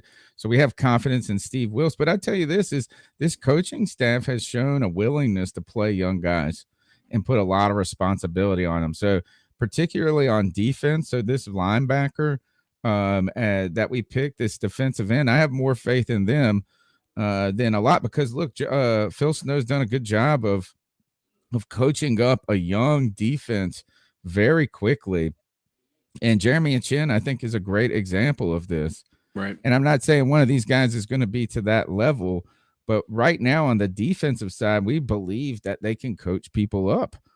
It's the offensive side that the question marks lie, and this draft is kind of taking us away from that because one, the selections we made on offense were on offensive line. There's kind of a question looming in my head: is our wide receiver group weak? I know that sounds strange, right? DJ off the table. Don't need to talk about him. Strength, super strength for this squad. But the talkative Robbie Anderson, the very talkative Robbie Anderson is that how good is he? And look, I'm not trying to say that he's bad. I actually I like him in a lot of ways. But even in his best capacity, him and DJ can probably DJ can only raise that ceiling so high. Robbie could either add to it or pull it down a little. Right now, he's kind of neutral, maybe even pulling it down, both because of his play on the field last year and then kind of the distraction stuff that's going on surrounding him. The real question mark goes is Terrace Marshall Jr. enough at the third spot to really say that our receiving core is strong? I'm almost starting to put it in one of our weaker units. Am I missing a guy because Shi Smith is not going to be on this team? You can tell me that you got the undrafted Rambo. Am I missing somebody on this Zylstra? Wait. Why do you say Shi Smith isn't going to be on this team? He's had the charges filed against him. Yeah, but that doesn't mean that he's not like. Dude, and he's no, but like I mean, how about this? Is they brought in a new return guy. I just don't know if he is the grace that you don't get a lot of grace when you're on a lower pick and on the bubble. Right. I think the fact that we have 3 different big name receiving prospects and DJ Moore, Robbie Anderson, and Christian McCaffrey, even though he is a running back, I think the rest of our guys are just unproven. And the fact of the matter is, it isn't hard to recoup on wide receivers. I mean, through the draft, you can find them. In free agency, you can find them. But I really like what James we didn't in this. says right here, though. I mean, yes, they're not necessarily as proven, but we have all the talent in the world in our receiving core. And Terrace Marshall Jr., we haven't even begun to see the best of this guy. You have to give him some time with a better offensive line, a more consistent offensive coordinator, and a quarterback that can routinely get him the football. Those things matter. Not fighting that. The point is, though, is it one of our stronger units right now? And on the face of it, you can't. I know you threw Christian McCaffrey in there. That's a little weak jab there. Like, he is a receiver, though. I mean, he's both. Yeah. Is he not? Look, I think that it's definitely needs improvement. But I think where it needs improvement, I think you'd be okay with Marshall because he'll step up. I think we need to try to trade for a proven tight end. I think that would improve our receiving core better than just about everything. Because then you've got McCaffrey, a good receiving tight end, a great wide receiver, and then between Robbie Anderson and Marshall, hopefully somebody who can balls. I believe Tommy Tremble under McAdoo can really explode on this offense. I do too. Maybe. You know, I think that he has if you look at his what he's capable of, and I remember early, even in the preseason, he had some flashes of what you want in a tight end. And I think that he has that potential because I remember making a statement the dude just looks different. And I just, if given an opportunity in an offense that actually suits tight ends, which I don't think Joe Brady had an offense that was actually going to be tight end friendly. I think it was very clearly, tailored to a quarterback who couldn't get enough time to be able to get the ball out. So he was doing a lot of short passes. And that wasn't to the tight end for some reason when I felt like that was probably the most ideal place for a ball to go like that. But yeah, I think Tommy Tremble has a lot of potential here. I hope that'd be great. I love it. Yeah, man. I think too is I think Ben McAdoo is going to do a lot for this team. I think he's going to bring a lot. I do too, man. Let's go. Ben McAdoo has been an asset to us, and he hasn't even coached a game for us yet. Things have only gotten better since he's got here. That's true. 252-228-5098. Hey. You know who the fuck it is. Booyaka, booyaka, booyaka! It's G, baby, and I got a lot to fucking say. And Tony, I'd appreciate it if you play these motherfucking calls in order. Because I'm coming at you today. You pissed me the fuck off, G. So I'm going to call this segment Sipping on That Juice. Once again, these bitch-ass motherfuckers got you guys sipping on that juice again. What has this organization proved? What have they proven to us, guys? What has this front office done? Come on, man. 31 teams avoided Matt Corral for a fucking reason, man. 31 teams avoided this man for a fucking reason. And we just happened to be the team that pulled the fucking trigger, and we fucking traded a third-round pick to move up to go get this guy, man. We were the dummies to go do that. The same clown show fucking organization, the same fucking Carolina Panthers doing the same stupid-ass fucking shit, man. 31 teams avoided trading for Baker Mayfield, and we were going to be the one team to fucking pull the trigger. We were going to be that team, knowing damn well these guys are about to cut this motherfucker, and we were going to trade for this motherfucker. Another good segue. I hate these guys. I hate these guys. Another thing, multiple teams. The Jags had 2 first-round picks. The Jets had 3. The Giants had 2. And the Lions had 2. We suck just as bad as them, or even worse. Why the fuck do we not have multiple fucking draft picks, man? In the first round. Why? Called the tank. Why do all these teams I see coming up are making moves and actually improving? We haven't improved? What have we done? What the fuck have we done?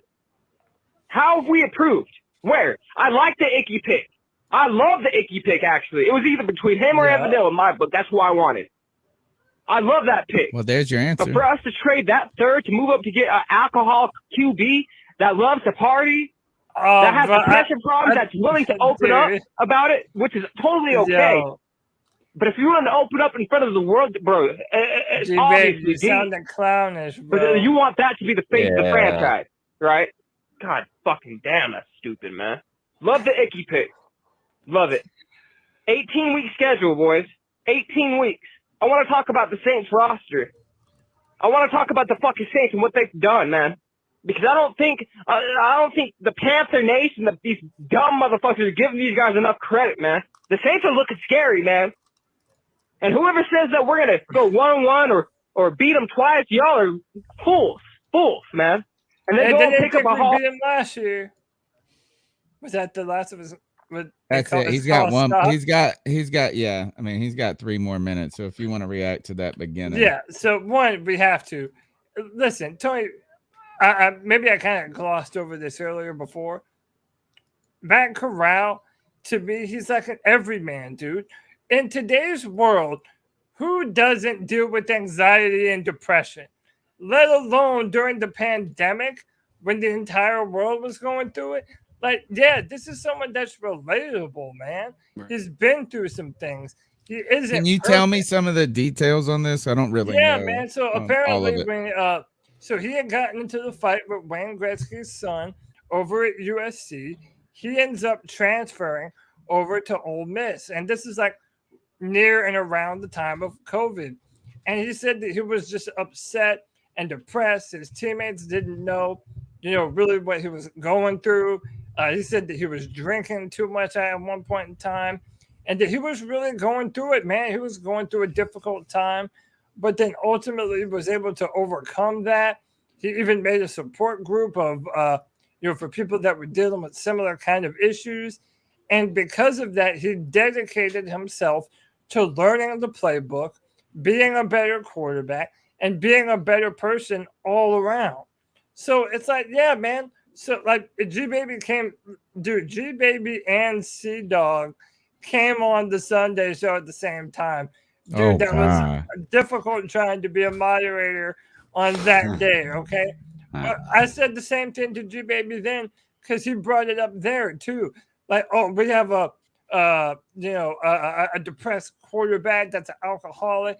Like, man, you can't just throw that against someone just because someone has been through a difficult time in their life, man. Like, that's fucked up.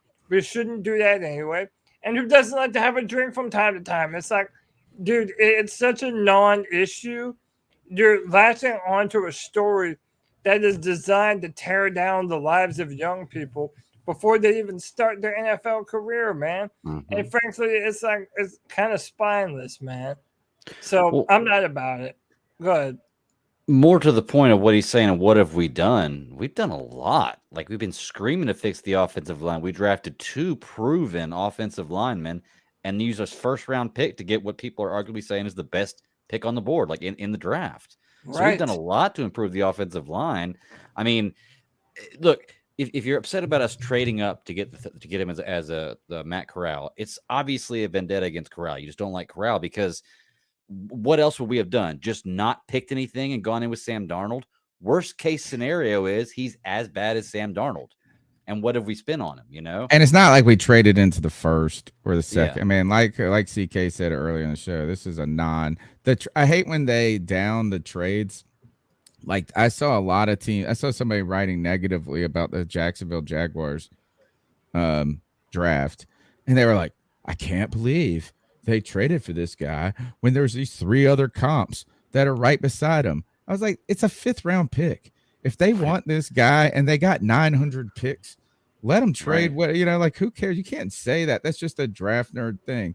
To circle back though to the Corral thing, one is first, the alcoholism is a giant problem in America. I'm one of them. Like, man, I'm like I think I'm taking a break right now for like a lot of reasons. And the pandemic did accelerate that with a ton of people. Now, here's the other thing. This kid's 21 years old, right? Is that what you say? 23? Something like that? 23. I would be more suspicious of a 20 to 23-year-old that didn't suffer through these things, like not suffer, but go like I wouldn't believe anybody's like, that was too perfect. You know, is that like there's skeletons in the most perfect closet. And I think that's just candor in some ways. The other is like, look, Michael Jordan and them used to go party all the time. And I'm not saying he's Michael Jordan, but Daryl Straw, like a lot of these guys party and there's like and go hard. And back in it, that's actually like those are like very tame stories. If you hear like from what you're describing, that's like the tamest of issues. And there's only one thing. This will only matter if you can party and play. You can party and play. Yeah. And Ty Gurley taught us how you have to do it. When you want to hoot with the Owls, you better soar with the Eagles. Exactly. And I think if you want to hoot with the Owls, you got to soar with the Eagles. And so if this man balls out, who cares? And you know what? Listen, something else that we haven't even mentioned yet. Bye Baker Mayfield, bro. Barely knew you. Peace and fucking love, dude. Like, and you know, G Baby would have called in and would have been so pissed at the Panthers front office for going trading for another busted ass quarterback that wasn't successful with another team that had a ton of talent. So it's like, come on, man. That would have been the most Panther thing to do in the history of all Panthers. He referenced it in his call. It's like, yeah, he did. And that I think it's the resistance of that. I don't know if it's the resistance of the temptation. They didn't do that. That would have been the worst thing, right? Cody, what could they have really realistically done better at this point? And I'm not saying that this is a perfect, flawless execution, but we got out of the Deshaun Watson race. We got some good players, it seems like, in free agency on very reasonable short-term contracts. You're not locked down with anything. You add a top draft. You add to the offensive line in the draft. You don't overreach on a quarterback. If we would have picked a quarterback at 6, like really, I mean, this is a very, I think, about the safest type approach you could do. At the very worst case scenario, Matt Corral doesn't work out, and it's a 3rd round pick. The other none of us are like Will Greer ruined our organization. And not to pile on to G Baby, but the other part to this is he said 31 other teams passed on him.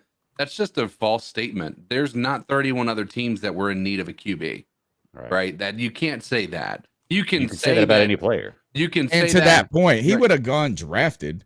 Right. He wouldn't have gone undrafted. Right. He would have gotten drafted. It was the 3rd round, and we moved up because we knew that there was a chance that another team was going to get him.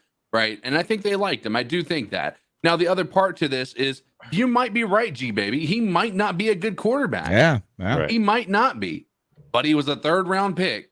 And a lot of times 3rd rounders don't work out as a starting quarter or a starting player at all, much less a starting quarterback. Especially a quarterback. Yeah. But we as Panthers fans and you, G baby, I would have liked to think this. We should look at what we had at that moment in time. We had the opportunity to go forward with Sam Darnold, which we may still end up doing. Right. Go after Baker Mayfield. Go Which after may Jimmy still end G. up doing. Go after a busted up Jimmy G with a possible issue with throwing the ball because he's got a shoulder surgery. Go after another QB other than another QB that would have been passed up by 31 other teams, quote unquote. All right, in the draft. I mean, what are the other options? Let's try to look at this guy as being a potential franchise quarterback. Be excited about the possibility that he brings to the team instead of just making this about his personal life and making this about the fact that he got drafted in the 3rd round as opposed to the 1st round. Well, the 3rd round is a negligible round to me. It's Yeah, rounds that's what 1 and CK's 2. saying. And the last point I want to make about Corral is that this would be one thing if he's a 1st round pick. But the other is, like, if you look at the distance between Pickett, who went 20, and the distance between Matt Corral, like, I feel like those are also negligible, right? There's just as much talent, risk, reward there. So I think that, again, lends towards the value of the pick. Is Kenny Pickett at 20 really that much better of a prospect as a starting quarterback than Matt Corral is? And if it's this much, then you saved a ton of risk and could reach a ton of reward. Yeah. And the Panthers said that they evaluated him highly. I don't know if that means they would have traded backward into the 1st round and still picked him. But again, I want to hammer down that Baker Mayfield point because, again, after looking at what the Panthers did with Teddy Bridgewater, brought him in for a year and kicked him to the curb. Then you settled again for less than your best by going to get Sam Darnold. That's why you didn't have a 2nd round pick this year. And then just to turn around and go and get Baker Mayfield, a guy from the same draft as Sam Darnold, who couldn't prove that he was the guy on a team with a ton of talent, arguably more than the Panthers do. And you only have him for a year under $18.5 million. Cleveland did not want to eat that money. What would that have signaled to Panther fans? That we're going to keep on doing the same thing over and over. What's that saying, Tony? When you like, the definition of insanity is when you do the same thing over and over, expecting different results. I think Robbie Anderson even wrote that recently, and some people wondered if he was talking about Sam Darnold in that case. He celebrated this draft class as well. Just a quick question. It doesn't have to be a deep discussion. Would you have been all right with a straight up trade between Sam Darnold and Baker Mayfield? No, because in my world, Sam? No, it's not that I prefer Sam. It's that I'm tired of this quarterback purgatory, and Baker Mayfield's not the answer for the next 2 What? No. years. What if you had the same draft? What if you had the same draft though? Like, so you still have Matt Corral. And this is a 1 year. Is it a 1 year Baker Mayfield better than a 1 year Sam Darnold? Like, because they're talking about that being a possibility, especially if the potential for Deshaun Watson to be suspended for an entire year comes into play. They're not going to play Baker. Baker's not going to play for them. Or even if it's 6 games, you know what I'm saying? 6 games with Baker, like, they're going to have to cut him. What if they cut Baker? How about, here's another way of saying it. If they cut Baker Mayfield, would you be upset right now if we cut Sam Darnold and picked up Baker Mayfield at an equal price? Yes, because we're still going to be held account. We're going to be still paying more money for quarterbacks than we do right now. Well, the thing is that if they cut Baker Mayfield, they pay the remainder of his salary. Yeah. Therefore, if you picked up Baker Mayfield, you wouldn't have to pay But like you would have if to we pay cut Sam Darnold, Sam. you have to pay Sam's. Yeah, Yeah. And then you would have That's to pay why the the vet straight up minimum at least. the straight up Yeah. trade would just be the exact dollar amount. Exactly. The one thing I here is my is Baker Mayfield's coming off of an injury. So it's not even just Baker Mayfield. Right. And that's why the whole Jimmy G conversation's had to go too, is because it's not just Jimmy G coming in. It's Jimmy G and injured Jimmy G coming in. So it's not just Baker Mayfield. So I say keep Sam Darnold at this point and just Right. roll like that. The last point, the G baby, and he's got another 3 minutes we got to get through. And that is why don't we have first round picks? Now, that we understand why we don't, right? You know, there's been some issues in the past. You can go back to the Washington game we won. You know, I mean, there's things that have changed the trajectory of our draft. But I don't want to get into it too much. But it was a weakness going into this draft that we lost draft capital from last year to this year, right? You lost salary cap with the Cam Newton, right? So that is a reasonable criticism about what we saw was a strength of Moneyball Fitterer last year, moving and acquiring assets for the future. All of a sudden, we didn't have them this year. But on the other side of that coin is what have we done? What has this front office done? Is they didn't continue that slide. Right. Is like we got through this draft and this offseason without forfeiting future capital. And Scott Fitterer was clear about that in his discussion. It's like, I went down that road. I don't need a Sam Darnold. That's what this front office has done, is maybe learned a little from the mistake of Sam Darnold and not going in, because that clearly had something to do with it. It's not like why they weren't over the moon on Sam. They were interested in Baker Mayfield. They just weren't interested in the price. Right. Yeah, very true. They were not interested in the price, and I don't think they should be, man. Again, look at the optics on. If you were able to save no money, you would be paying almost $40 million to two quarterbacks that you don't have under contract for the next year. You only have under contract for 1 year. Like, dude, that is the meaning of ridiculous. And hey, before we go to the next cat call, I forgot to read this out when he donated it. Clell Ham, he says, hot take, better chance of Sam being good than Matt with the $199 love bomb. No, I think he's talking Matt Corral. Matt Corral. Oh, yeah. Matt Corral. Oh, yeah. I thought it was during our discussion of upside next year, and we were forgiving Matt Rhule. That's I could see that. Like Tony, you said you think we could win 9 games with Sam Darnold. And I mean, if you give Sam Darnold lines, like we said, he looks like he has all the parts for the joke. He just needs the punchline. You know? Hey, and here, one other thing is people aren't. I know they keep saying Sam sucks, but you know who sucked? The entire team sucked on third quarter last year.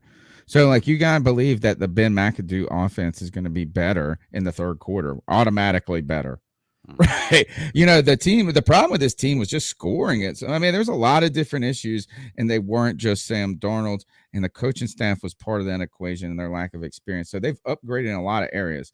I expect this team to be better. As the people are just worried about, they're just going to say it's not going to be good because it's different, and that's a good thing. The damn thing that the fact that the team is good is the different is an asset for us, because last year's team sucked. 252-228-5098. Let's go, G baby. I want back to talking about the Saints. They just picked up, in my opinion, the Hall of Fame safety. That's from Baton Rouge, Louisiana. He's going back home. We don't need a safety. You got Michael Thomas coming back, Alvin Kamara, and then you go and pair Chris Olave, which in my opinion was the best receiver coming out of this draft. Like, come on, man. I ain't worried about the rookie receiver. And you put him back there with that defense that's already nice as fuck. Like, come on, boys. And then what? Don't forget they went and got a left tackle in the first round. They were the guy that everybody hates, though, except for Joey. Joey likes him. Penning. Matt Rhule, your new name is officially Rat Rule. That's what I'm calling you. You're Rat Rule. So I want to talk about Bryce Young being the heir to Aaron Rodgers. And I want to talk about C.J. Stroud being the heir to Deshaun fucking Watson. Isn't one of them like 5'11"? 2 fucking games this next I'm year. about to roast him. I don't see Rat Rule coming back next season, man. I don't. Okay. I think we might be able to agree on that part at least. Man, I mean, And in like, my opinion, we're going to have a top 3 pick. And then we're going to have Bryce Young and CJ Stroud. Then pick 'em. What did you talk? What are we going to do? then Dude, pick I might them. have to put a pause on him, dude. Are we going to be stupid How- and not pull the trigger on one of these boys? Because we got Matt Corral. No, we would if And we they're were gonna be there. dumb as fuck, and they're going to start this full watch. With this kind of schedule, the dude needs to sit. But the thing is, Sam Darnold sucks so bad, Matt Corral's probably going to be starting by week 3 or week 4. And then he's going to have... And then we're gonna get Stroud if you're right. I got a lot to say tonight. Yeah, that's what I'm saying. Tony, It's like, Tony. Oh, here, You're look. talking about He's been- forgiveness, motherfucker. Oh, he's mad at my short. Forgiving Matt Rhule? You Kim K dick jumping motherfucker? You soft ass motherfucker? What are you talking about forgiveness, G?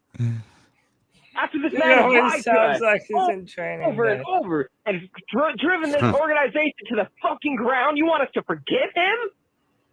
Off of what? What has he done, Tony? What the fuck are you talking about forgiveness, bro? I'm coming at you, G. Ice the fuck up, G. The whole chat room is booing G baby, Off of these dude. fucking picks. I want to So talk about mad. these picks. He's so mad. So I love angry, some of these dude. picks. Brandon Smith, I like that pick. All right. Barney, So he likes Barno. Ickey. He likes Yeah, Brandon. I love that pick. About the 6'6", shit that he I love that. likes. Who was that other one he loved? Brandon Smith, I like that pick. Barno, I love that pick. 6'6", I love that. That's a good draft. So far, 3 out of You know, 5 picks he likes. Jalen Barnes, bro, all you are is fast. I seen the highlights. You're not that good of a football player. You're just super fast. That's why All you right. fell with that kind of speed. Yeah, See, it's baby. close friends, bro. It's close. By the way, did you notice in all the times that he said how bad Matt Corral is, he never one time mentioned anything football related. He never said, oh, he can't do this well. Oh, Matt Corral can't do this well. And then goes on to talk about CJ Stroud. Dude, what do you know about CJ Stroud right now? I mean, seriously. How about he's in this? If G Baby will be right, if we're as bad as he thinks we are gonna be, then he'll be right. Then we shouldn't have had any grace and optimism for Matt Rhule. We should have just yelled and screamed. But the whole point is part of that discussion is that Matt Rhule's our coach right now. You know what I mean? We didn't fire him, this and that. So, like, what do? Do you root for his failure? Okay. Then guess what? He will be gone, regardless of whether or not my anxiety level goes down or up over Matt Rhule. And you will get one of those quarterbacks that you think is going to be awesome. Right? I mean, like, and on top of that, you just said you liked every draft pick except for Matt Corral. Don't worry. The very fact that he's a 3rd round pick actually eliminates the fear that you have. You know, if you would have picked him in the high second, if you would have traded in the high second, or if you would have traded back in the first and picked him, then yeah, next year you kind of get to that point of, man, did we make him, like, did we believe in what we did last year? Should we roll with this? And you pass and then you get the best whatever at that point. No, you don't have that discussion. If you're picking in the top 5, you're having a discussion about getting a quarterback for your coach. So there's nothing to worry about. Yeah, I mean, he's really, look, he's a passionate fan. He's allowed to have his opinion. But, I mean, I don't know, man. I think that there's a reason to look at Matt Corral and be very hopeful about what he is as a quarterback prospect. And I would dare someone like G to come in here and tell me what the fear about him is. Because, again, he didn't mention anything about his film. He didn't mention anything about deep ball accuracy or lack of drive or lack of vision. None of that. Just, oh, Matt Corral sucks because a bunch of other teams passed on him. But teams pass on good fucking players every single year. So it's not even a good point, man. And shout out to my man Kevin Boshoven from Charleston. He says, I'm drunk, so hot take. Rookie of the year. Horn has 4 interceptions. Panthers go to the playoff, and Cody becomes a Gamecocks fan. Bro, now why'd you have to put that Hold dumb on. shit at the end? Oh, And no. ruin a perfectly good You didn't finish callback, it. bro. You didn't finish it. Oh, he loves tits. Or yeah, it would have been different if it was a semicolon. How about this? All I can think is that Kevin Boshoven is probably hanging out with Matt Corral right now. Right, That's what it is. It's Matt Maybe. Corral just bought him all the shots, and they got around them, and he's enjoying life. Go ahead, CK. You had something about the Saints you wanted to mention. There's a couple of things. Number one, there seems to be some sense of fear that people have of the Saints. And listen, they could come out and destroy some things, right? They could. That's possible. But Jameis could be good. Let's talk about number one. We don't know what their rookie class is really going to offer. Let's be real. They did some reaching. They got some guys that probably, they haven't gotten the best record. When you look at what they believe, people believe the Saints draft was less than ideal. Like it was not a good draft. All right. Let's take that into account. Let's talk about they still have Jameis Winston as their quarterback. They still have Michael Thomas, who is one of the biggest distractions you're going to find in a locker room. And they haven't played in over a year. And they have Dennis Allen as their head coach, who, by the way, used to be the head coach of the Raiders and has a win percentage of 22.222. So he went 8 for. Well, hold on, let me tell you exactly what he went. He's got a worse 8 for winning 28. record than he's worse than Matt Rhule. Right, he's got a worse run. Yeah, he had 4 wins his first 2 years as a head coach, and he got fired after 4 games because he lost 4 in a row at the beginning of 2014. I'm not afraid of the Saints. I'm not worried about the Saints. It's the Bucks and everybody else, isn't it? The Bucks are the only people you need to worry about in the South right now. The Falcons have Ritter, which I don't know if you guys watched him. The dude said, the dude was I was watching him talk, and he was talking about, they had that little interview, and he goes, I first found out that I was going to be a dad when my girlfriend told me. No shit, fucking Sherlock. It was that's how everybody finds out. Bland answer. I'm just I'm listening to this guy talk, and I don't feel like I'm not afraid of the Falcons at this point in time. They have a one weapon, and they have their other guy completely missing in action. They have a rookie wide receiver that some people think could be a possible, star in this league. We'll wait to see that because, who knows, depending upon who's playing quarterback. Alvin Kamara potentially suspended for some games too. Right. I don't know. I don't think that all of a sudden we are the heads-on favorite to be number 2 in our division, but I think that the gap between us and the 2 teams other than the Bucks is not as far as people believe it to be. I'm not sweating of the Saints, but the other, God, I have one more. When it comes to that Ritter comment, like those blatantly obvious. I remember when I was in graduate school, I took this history class and this historiography class. It's like about the way historians, the study of history itself. Right. And we had you had to discuss other people's paper. You got to you took somebody's research paper for the semester. They gave it to you a week early, and then we came back and everybody gave comments on the other person's paper. And this girl just destroyed this dude's paper. It went on for so long. She talked, it was, even at the end, she goes, and you didn't even have the wherewithal to end your paper with a period. It was just and we were all just oh God. And in that, she goes, and what about this sentence right here? You wrote, Jefferson Davis was born at a young age. And I was, and we were all like, better than being born at 14. His poor mother. It's like Jefferson Davis was born at a young age. It's like, I learned that my wife was pregnant when she told me she was pregnant. Ritter looks old too. He looks old. I don't care, man. I hope he stinks. I'm not worried. I hope he's terrible. All right. Let's go to the next call. Tony, Cody, and the gang. Hello, guys. What's up, my man? What are your thoughts on this Rock Hill situation where the Panthers were going to build a permanent team headquarters in Rock Hill? And I think it's a great idea, a permanent facility. But what's your slant on this too? Do you think David Tepper's a greedy SOB, or do you think that the city of Rock Hill just failed to live up to its commitments and not, put their portion into contribution? Now, mind you, in my opinion, I don't think that government should pay for billionaire sports teams, but they do it anyway. So anyway, tell me, what are your thoughts, feelings on that? And gentlemen, I've always felt that you guys emphasize the quarterback position too much. No quarterback could survive against that god-awful, terrible offensive line they had last year. Agree now with that. they've got a stud left tackle. McCaffrey's back. J.C. Horn is going to be playing. And I think we could be optimistic this year. I would not be surprised if this team goes 10-6. Sam Darnold, he's a renaissance player, and this team makes the playoffs. So dream on. But what's your opinion on the Rock Hill headquarters and David Tepper? Think of this guy's a jackass schmuck, or perhaps he's a genius. We just don't know it yet. Bye-bye.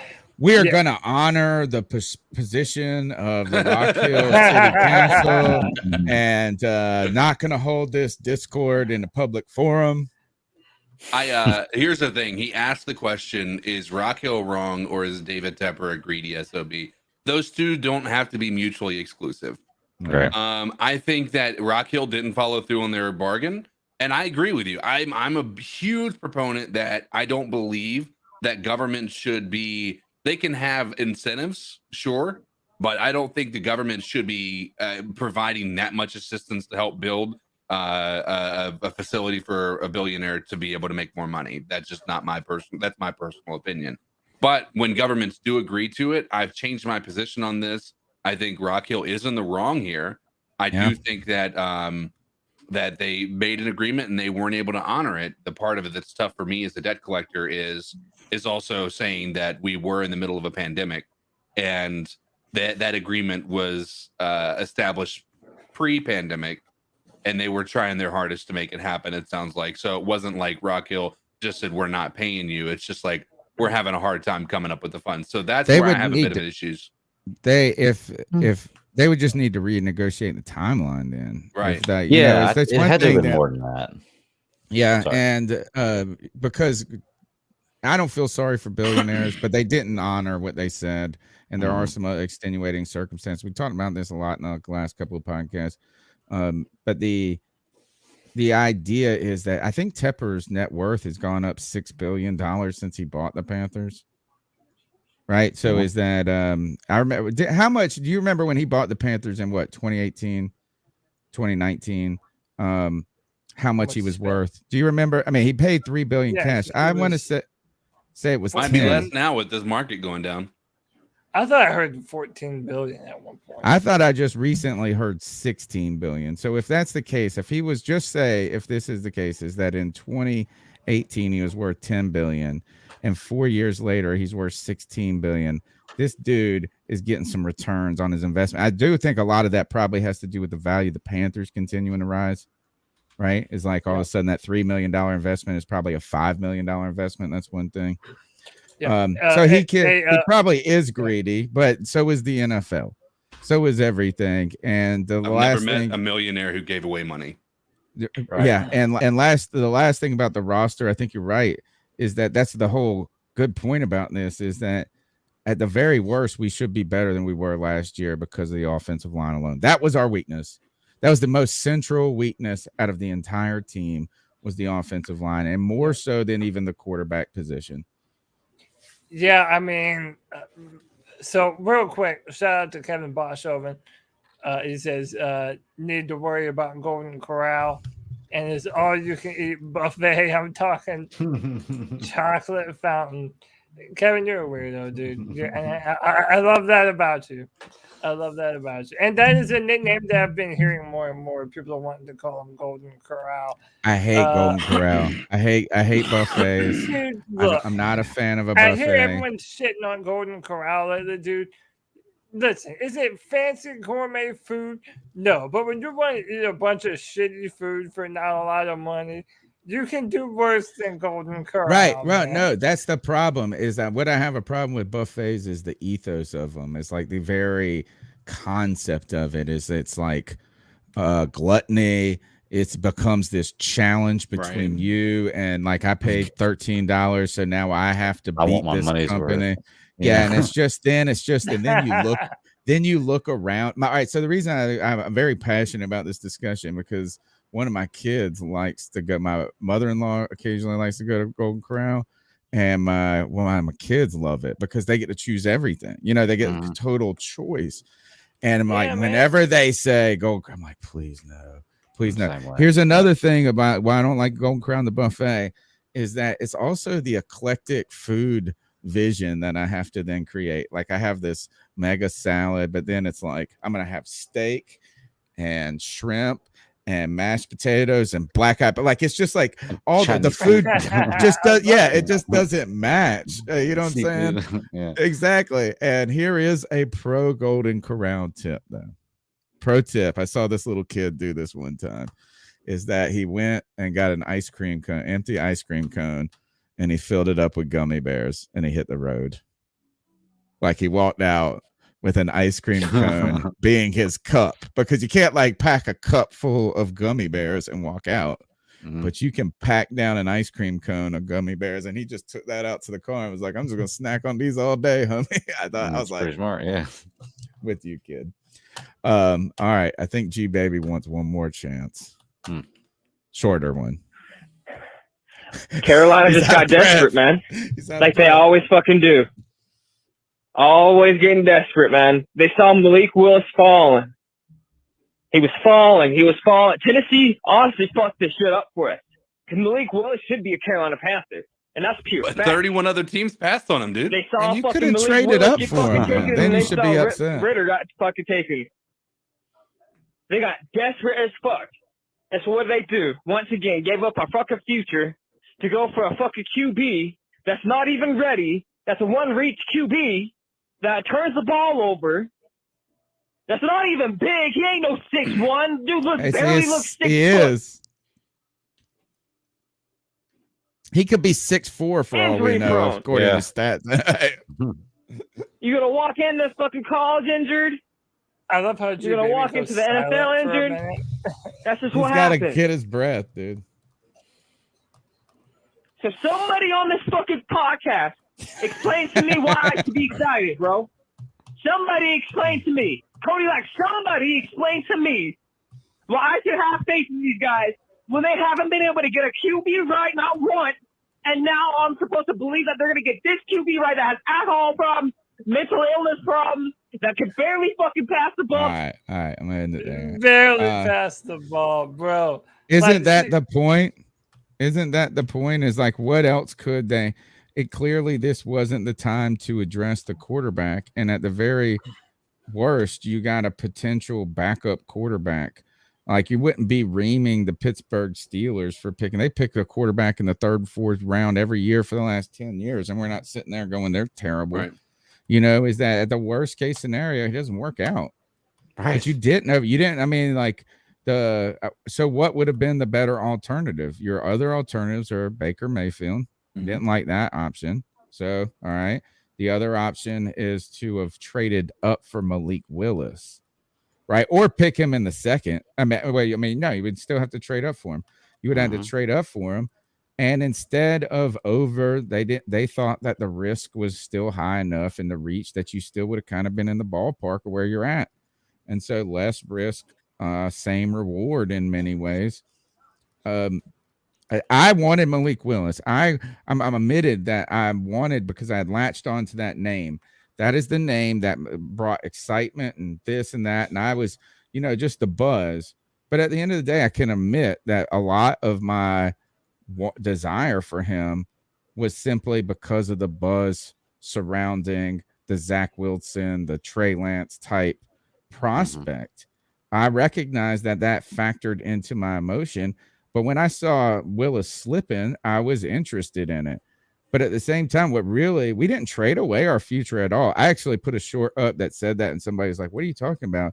I made that short before we picked Corral and we were talking about Mayfield. And I thought if we would have picked Mayfield, that would have been trading our future away if we wouldn't have gotten a quarterback. So I guess that the G Baby is, I guess the only the way to answer your question is the Panthers for them to satisfy your requirements would have just not drafted a quarterback, sat pat, and tried to build the roster and just punted till next year. Well, I mean, and the fact that he says that we gave up our future just factually isn't true. A third round next year, and you know how much Scott Fitterer loves to trade back. Is that what it was? A third next year? Yeah, it was a third next year. I mean, the exact amount. The dude, it wasn't crazy, man. By the way, real quick shout out to Rob Mundy. He says people are forgetting what Rhule does his third year. That's right. The third year is normally the year when Matt Rhule turns it all around. But look, man, if G Baby doesn't want to like Matt Corral, he's not going to. But the fact of the matter is, he has a quick release. He's been proven to throw the ball 77 yards. The dude is mobile, can run his ass off, and he's 6'1" and 5'8". Like, that's taller than Drew Brees. That's taller than Russell Wilson. G Baby is listening to all the draft analysts tell him what they think about Matt Corral as a quarterback, and then is just using it to blame the coaching staff even further than we already do. This coaching staff has a ton to prove. No one is saying that they don't. But Matt Corral, from all the physical traits, the mental traits, the dude has it all, man. And there's a reason why most football publications are praising us for moving back into the third round to pick him up. Last but not least, Kevin Boshoven with the $2 says, worst case scenario, we get some Golden Corral ads. Maybe they get a Golden Corral in the stadium now. Oh, that would be lit. I'm down. Oh, it'd only be like an 89 buffet price, $89. Right. The last point of this is the thing to be optimistic and to have optimism about this front office and this and that. You just have to say they didn't fire Matt Rhule, and that's not the reason to be optimistic. We all thought I thought that was the right decision, this and that, but they didn't do it. So you have this head coach. He then had to go and make coaching decisions, like replacements. And it seems like he did a reasonably the best possible job you can consider for the situation he was in there. Then the offseason free agents was a reasonably sound step forward. And the draft seems like a reasonably strong move without overdoing it and overreaching. So I think those are all, hey, look, if you have to hit a grand slam for us to not be, if that's your requirement, then it's not going to happen. But I feel like we've hit some base hits. We got a man on base. We moved him over on the bunt. There's a chance to knock a run in here. Can we also agree that it is possible? I'm not saying it's likely, but it is possible that Matt Rhule has learned from being a bad coach and might be able to transition that into being a good coach. Those decisions that led us to where we're at now, a lot of them were from when he first became a head coach in the NFL, which I think we can all agree in hindsight is not a great idea the way he started to build the coaching staff, right? We're learning, he's learned, he's moving on, and I think it's not impossible for him to be a good coach, right? I think we all probably have the mindset that he isn't a good coach. But yeah, I mean, he's got to earn that. He has to earn that to us. Like he doesn't get the benefit of the doubt right now. Right. He's got to earn it. But I think that the idea that we're not going to give him a shot to earn that, if he's going to be a coach and go into this year thinking there's no shot that he's going to, I think you've got to have an open mind that, it's like when we got Sam Darnold. I think there were plenty of people who didn't like that idea. But to go into that season saying, oh, this is going to be the worst situation on the face of the planet. I think we all maintain some level of optimism, right? We did it with Teddy Bridgewater.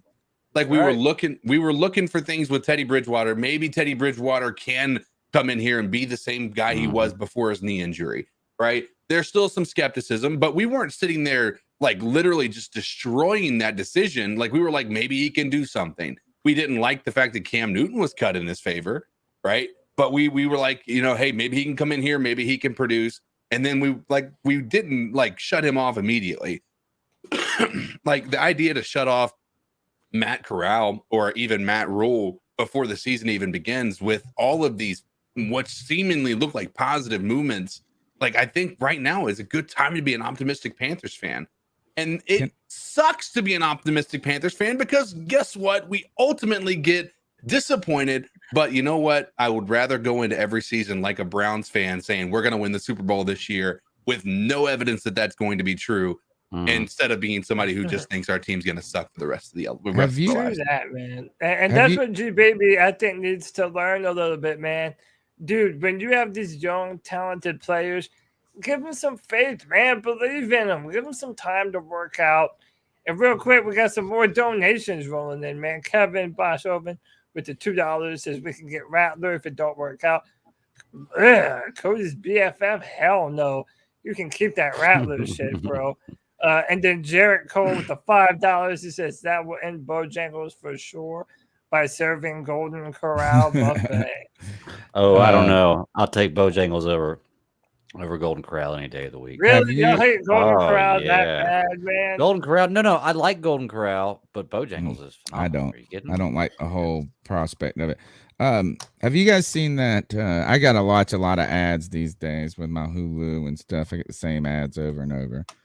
Have you seen it's like a drive safe where the girl, she's in the car and she's just screaming like, ah! And then they go, you're on speaker. And she goes, they were like, I didn't, they go, she didn't know. And she said, but I know now. And they were like, do you feel better? And it's about like dry. I don't know. Have you guys haven't seen this? All right. So this girl, she's just screaming. And I just feel like that's like G Baby making the call a little bit. But my thing about this is I want everybody to do, if that would make you feel better to get in the car and just yell, like to get the tension and the stress out, I want you to channel this exercise, right? If that would help you, like masturbation?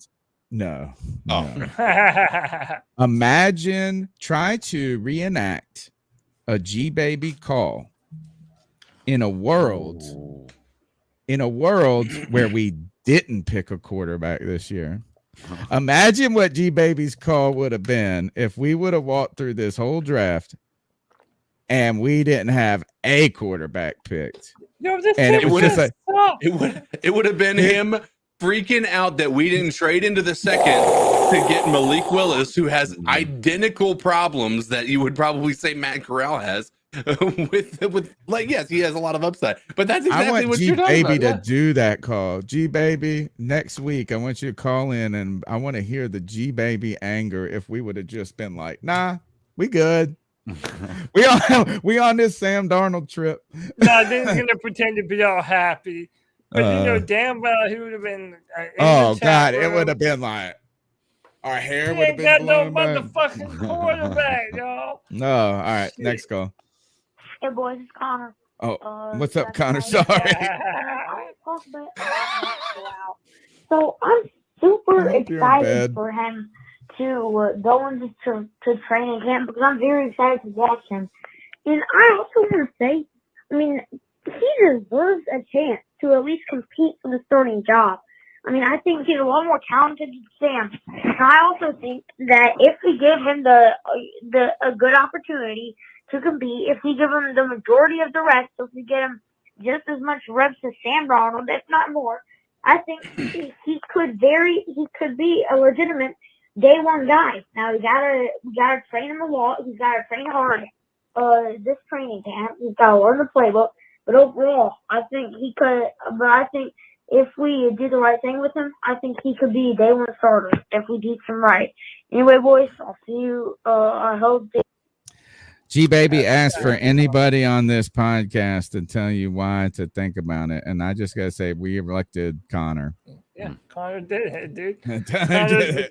Connor's the best at explaining everything simply. All right, for everyone next to call. understand. Oh man! It's your boy Mike.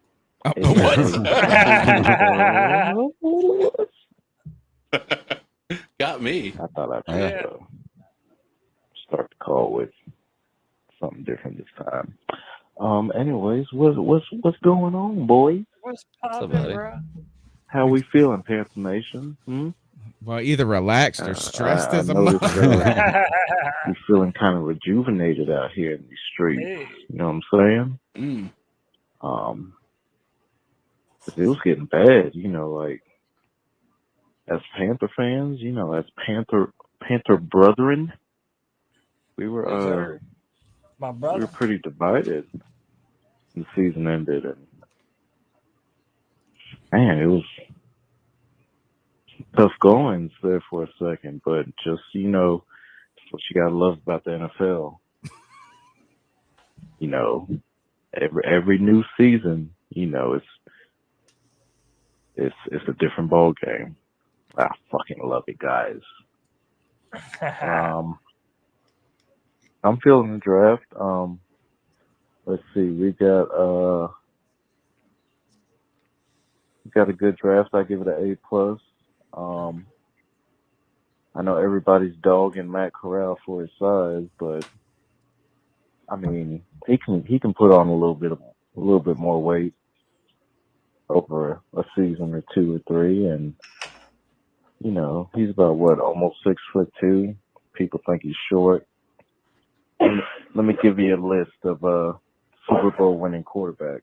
All right, that were 6'2" or shorter. You got Drew Brees. You got Russell Wilson. You got Steve Young. You got Kurt Warner, Brett Favre. I mean, they were only 6'2" or shorter. And some of them were, if not all of them, were MVPs of the Super Bowl. So I'm not trying to hype this man up yet, but we'll see what happens. It's a good day in Panther Nation again. So keep pounding Panther pride till I die. Let's go. If you juxtaposed Supreme Leader's delivery and temperament and tone, right, with G Babies, I think we just had The polar Johnny. opposite. I think Supreme Leader is to Johnny Depp as G Baby G Baby is the Amber Heard. That is my full circle. Oh man. Read out this super chat. Yeah, my man Kevin Boshover coming back with another 5. Says Jake Delhomme representing Bojangles, Matt Corral representing Golden Corral in Mortal Kombat. Cue the techno music. Let's go, dude. I got my Mortal Kombat sound effects right Nice. there. Good shit. Good shit. Yeah, I went and downloaded this one immediately. I was wondering. I was like, because you played at the same time. I was like, I didn't remember having both of them.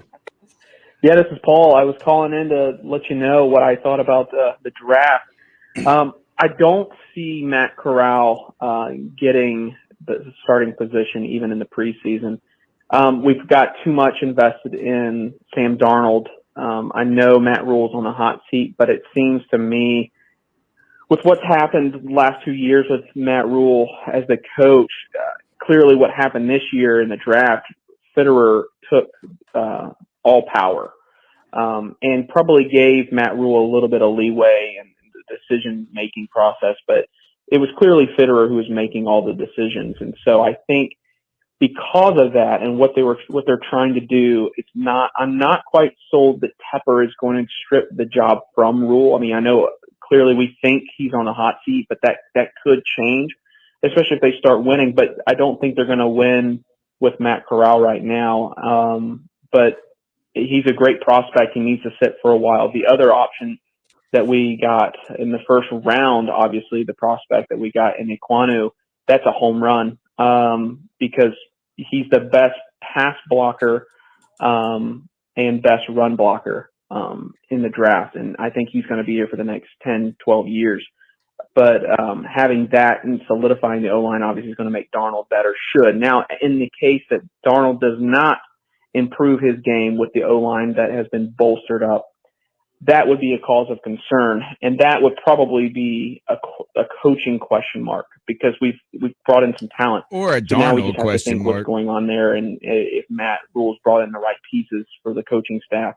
And then we could look at, him being on the hot seat, but I don't think right now he's on the hot seat. I think right now he's kind of in a safe zone, which is kind of surprising. But I think after what's happened, Fitterer taking all the power and control, really Fitterer pulling pulling the trigger on all these pieces that they've added this year. So that's my take. I'm looking forward to it, but I think we're going to have a decent season, and I think we're still going to miss the playoffs, unfortunately. But we're in that rebuild mode, so it'll be interesting. I think Supreme Leader needs to go for Halloween as Johnny Depp. And be like, he has the hair to do it. Yeah, and the the meter, like of your voice, or like the rhythm, and it'd be like, and when I woke up in the morning, I looked over, and there was G Baby's human fecal matter by my head. Have you guys been watching that mess? I mean, I've watched an embarrassing amount, or read about it, but it was just like Johnny Depp when he said that, he was like, and then I woke up, and there was fecal delivery. It's just so like it's like he's trying to hypnotize us. All right, next call. What's up, C3? Zach Simmons. It's my first time ever calling in, but What's up, Jack? I have to say I love this draft a lot. We got great value for Corral for sure. I think he may be able to, bring us back to a good team again finally. But we fixed our biggest issue in the O-line, which is great. The best thing about the draft is we didn't draft another long snapper. My question to y'all is, are we finally going to cut one of the long snappers we have? But I have a challenge to beat Joey the Blind Panther in the Roar, so I'm going to try it out. Oh, snap. That's another Carolina Panthers first down. Wow. Dang. All right. I mean, he brought it. He had Echo that's to his respectable, man. He brought Echo. In the blue corner, Wayne.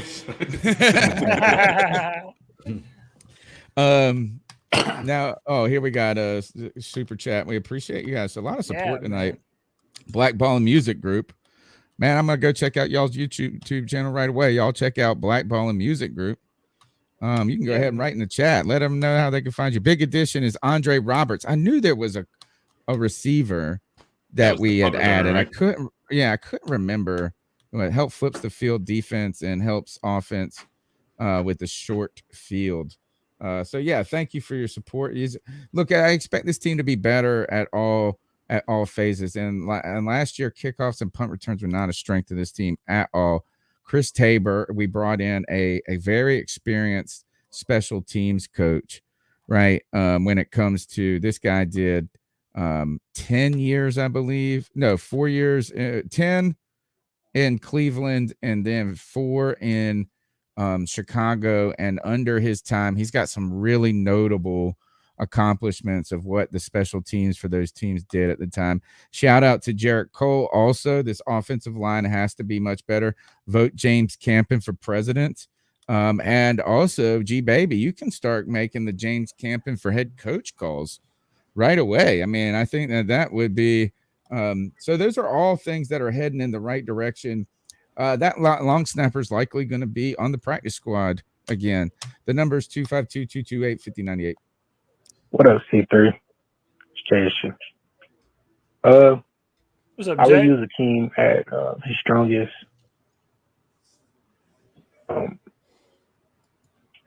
Where he's good at is tackle. Wouldn't keep flopping him throughout the offensive line. We did. What have we done like that? Have Mo done it before? I believe we tried putting him at guard. We tried other tackles throughout the offensive line. I just don't like messing with, just keep them at their strong pursuit and just rock with it. Christensen, I don't know what everybody else sees, but we all have our opinion about where we want Christensen. But I will put Ikem at tackle and Christensen at guard. that's why I seen a few plays of him being good at. I seen him get worked at tackle so many times. I don't believe that's his strong suit, but who's that? Christensen? anyways, keep Yeah, going. Christensen.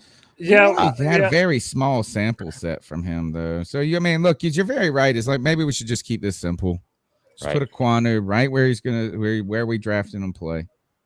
Well, and somebody pointed out in the chat earlier too that tackle is for pass protection, is more for pass protection, guards more for run blocking, which is is a fair point, I guess. We would assume they're all for pass protection and run blocking, but I could see that statement, and we definitely need more pass protection, more solid pass protection than we do run blocking.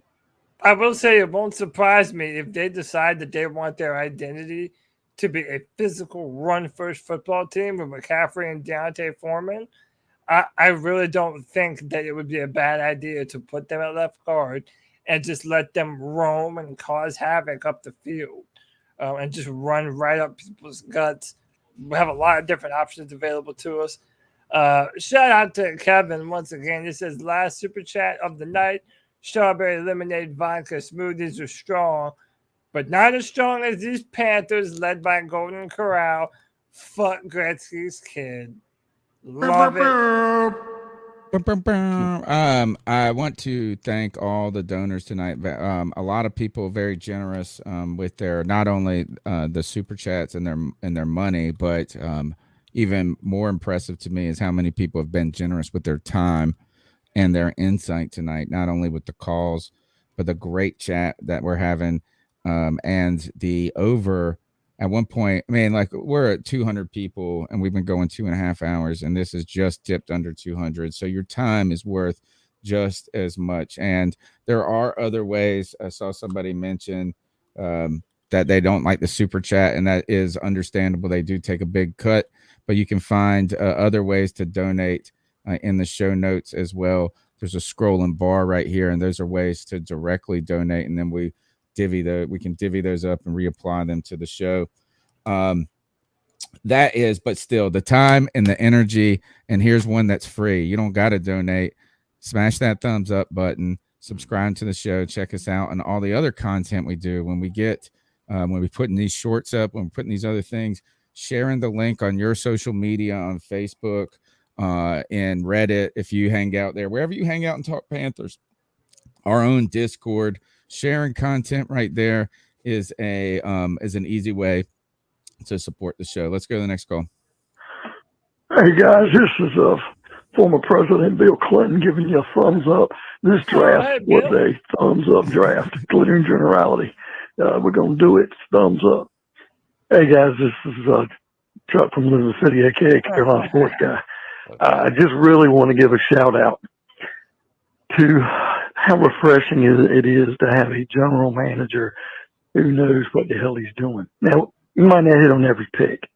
And surely in the 7th round, I was looking for a backup safety. I like Smoke Monday, but, few and far between. I really like the draft for what we did. I know people are complaining and saying that, we wasted a pick on a quarterback. And the whole Baker Mayfield situation, they're just turning every rock, folks, trying to see what we can do. But you just got to look at what our offensive line was last summer, and we knew we were in trouble before training camp started. And it seems to be a strength now. And we did it through free agency, smart moves, and the luck of the draft and where we landed in people not picking our guy, Ickey. So I'm ecstatic.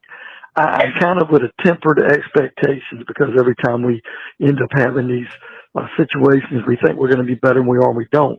But honestly, guys, I'm fine if we can finish around 500. Maybe we won't. Maybe we'll win 5 or 6 games. But if we can finish 8, 9 wins, I feel it's a win-win, and we'll be getting better. I'm not even worried about Rhule. The situation will play itself out. I'm not worried about Tepper. But it is really nice to have a competent GM. And my hats off to Scott Fitterer for being patient and just doing his job. It's so much better than having an incompetent Hurney or Gettleman. So that's all I got to say, guys, is I'm just happy about Fitterer. Appreciate it. Yeah, actually, I think that has been one of the things, maybe towards our optimism, going back to G Baby's challenge of things to think about is maybe that there's been a little bit more concerted divvying up of responsibility, and it isn't, as you're starting to delegate. And I feel like maybe Fitterer is settling into his role, and there's a confidence that he can execute that. Maybe Temper is sitting down a little bit. Sea Dog, is that on Cash App? It is True King 1111. And you can also find Cody's PayPal in the scroll too, folks. And PayPal.me/Cody Lack. We'll get him a Cash App soon. That's what we got. Man, Cash App is popular. They like that. It is easy, man. PayPal. I love PayPal. Like, I love that company. I love everything they do, particularly with online purchasing and stuff. Yep. But they really do need to make their share peer-to-peer platform a little bit less cumbersome. 252. I do need a Cash App, though. Yeah. All right. Next call. Not saying the number again. Hey guys, Joey growled to make some howl. Dang, and I got something to say to G Baby. Bless his heart. You know what? I think me and Danielle and Lynn can help us too if she wants. Ought to team up and beat his bitch ass and take his Bojangles. And then he's gonna have to live with it. He's gonna have to go home and tell his buddies on the block that he got beat up for his Bojangles by a big fat blind guy who can't fight.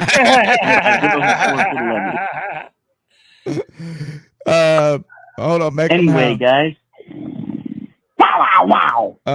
Joey the Blind Panther is like he's kind of like Dave Chappelle and Chappelle Show when he was the blind white supremacist KKK guy and he was black. Is Joey the Blind Panther thinks he's black. All right, next call. Yes, this is G Infant and Jameis Winston. The Saints. I'm G Infant.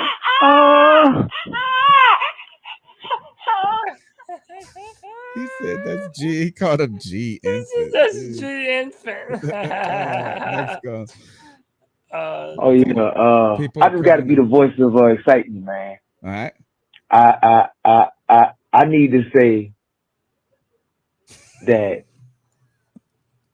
what people just like, I guess they don't see because they just stuck on looking at all the negatives, all the trials and tribulations that we went through with a rookie coach in Matt Rhule, and the majority of rookie coaches come from college, so I don't want to hear about no college head coaches and none of that. All right. I'm looking at the roster we have right now. Okay, as far as Matt Corral, a power back with CMC, a shutdown corner with Brian Burns, and plenty of other stars on the defense ready to take another level. Jeremy Chin. We don't know what Xavier Woods coming here and do. He might blow up. Dante might stop letting his speed. Anything liable to happen. Then you're going to have Matt Rhule, who I agree made a lot of stupid mistakes, but we were trash when this man came to us his first year. I don't give a damn what nobody say. All we had was CMC and Brian Burns. What are we at? Nothing else to talk about. We were trash. Okay? Yeah. He lost. He won 5 with Teddy, and he won 5 with Sam. He tried. he struck out 2 times. Now, I don't want to. I ain't here to boost Matt Corral. We gonna see the preseason. Forget what you're talking about. Sam is gonna be Sam. God, you give him a line, he might be a little bit better with CMC staying healthy and God forbid Horn breaking another foot or getting an injury. But if those two stay healthy, we're going to win games, bro. I don't understand what people talking about.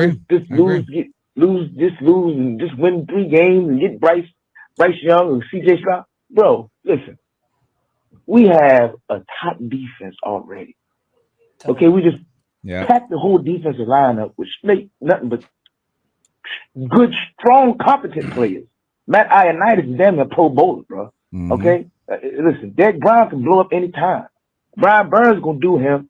All right, YGM liable to blow up. What I'm saying is, we is not a team with garbage talent. We missing one thing that's taking us to the playoffs, and that's quarterback. Okay? Good call. Regardless, Awesome call. hey yo, I can go for days, and I'm done. I'm done with this one. But Matt Rhule has built this roster to one that is ready to compete on whatever stage. This defense can deal with Tom Brady, can deal with Pat Mahomes, we can deal with Josh Allen, we can deal with Aaron Rodgers, bro. We can deal with whatever you want come. Our defense. We do have. It took him 3 drafts.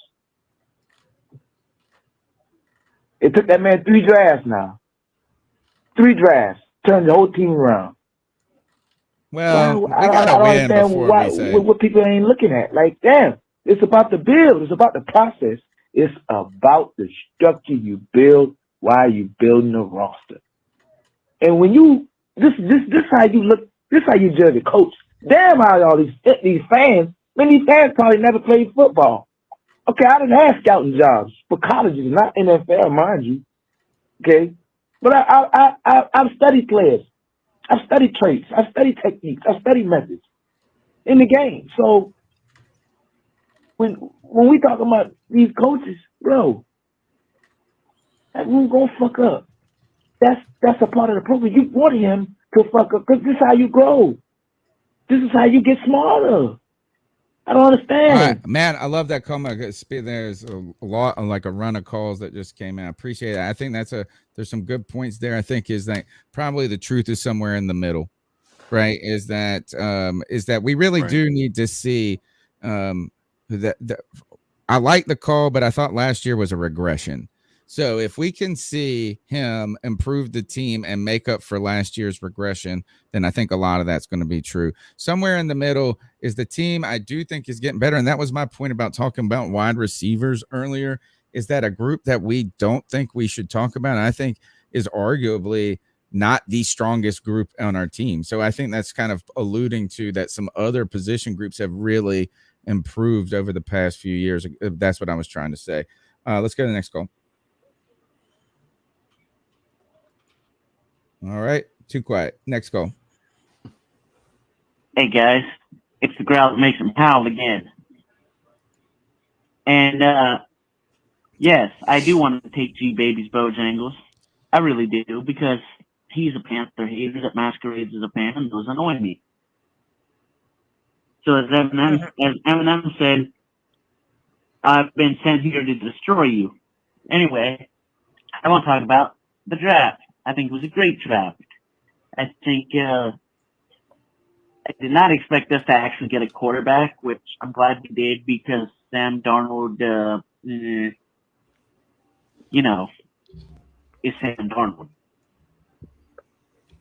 So we got the offensive lineman I wanted, and I wanted Ickey specifically because he was from NC State, and I went to school next to that.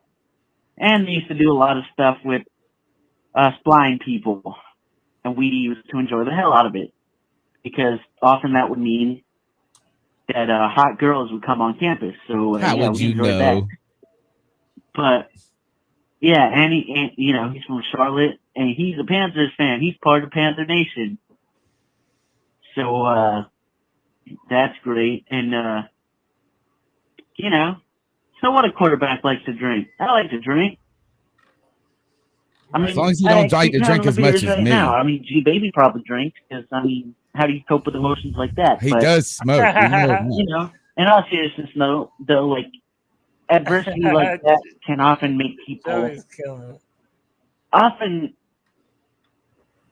it can hurt people, yes, but it can also make them better people and better at whatever they do. So there's that, and then every other pick he likes, so I don't know what his problem is. He just needs to get his ass beaten and get mugged for his Bojangles. Anyway, guys, without further ado, I forgot the caller that did it. And yes, that was a decent roar. I actually have to give him credit for how good that roar was, but it's not as good as...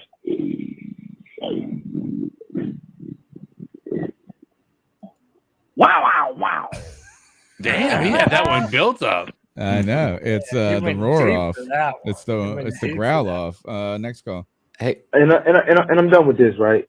My bad. Okay, so I this whole fucking off season, motherfuckers just been talking shit about my dog Rhule. You know what I'm saying? He damn near be timid to come on and talk. We appreciate it.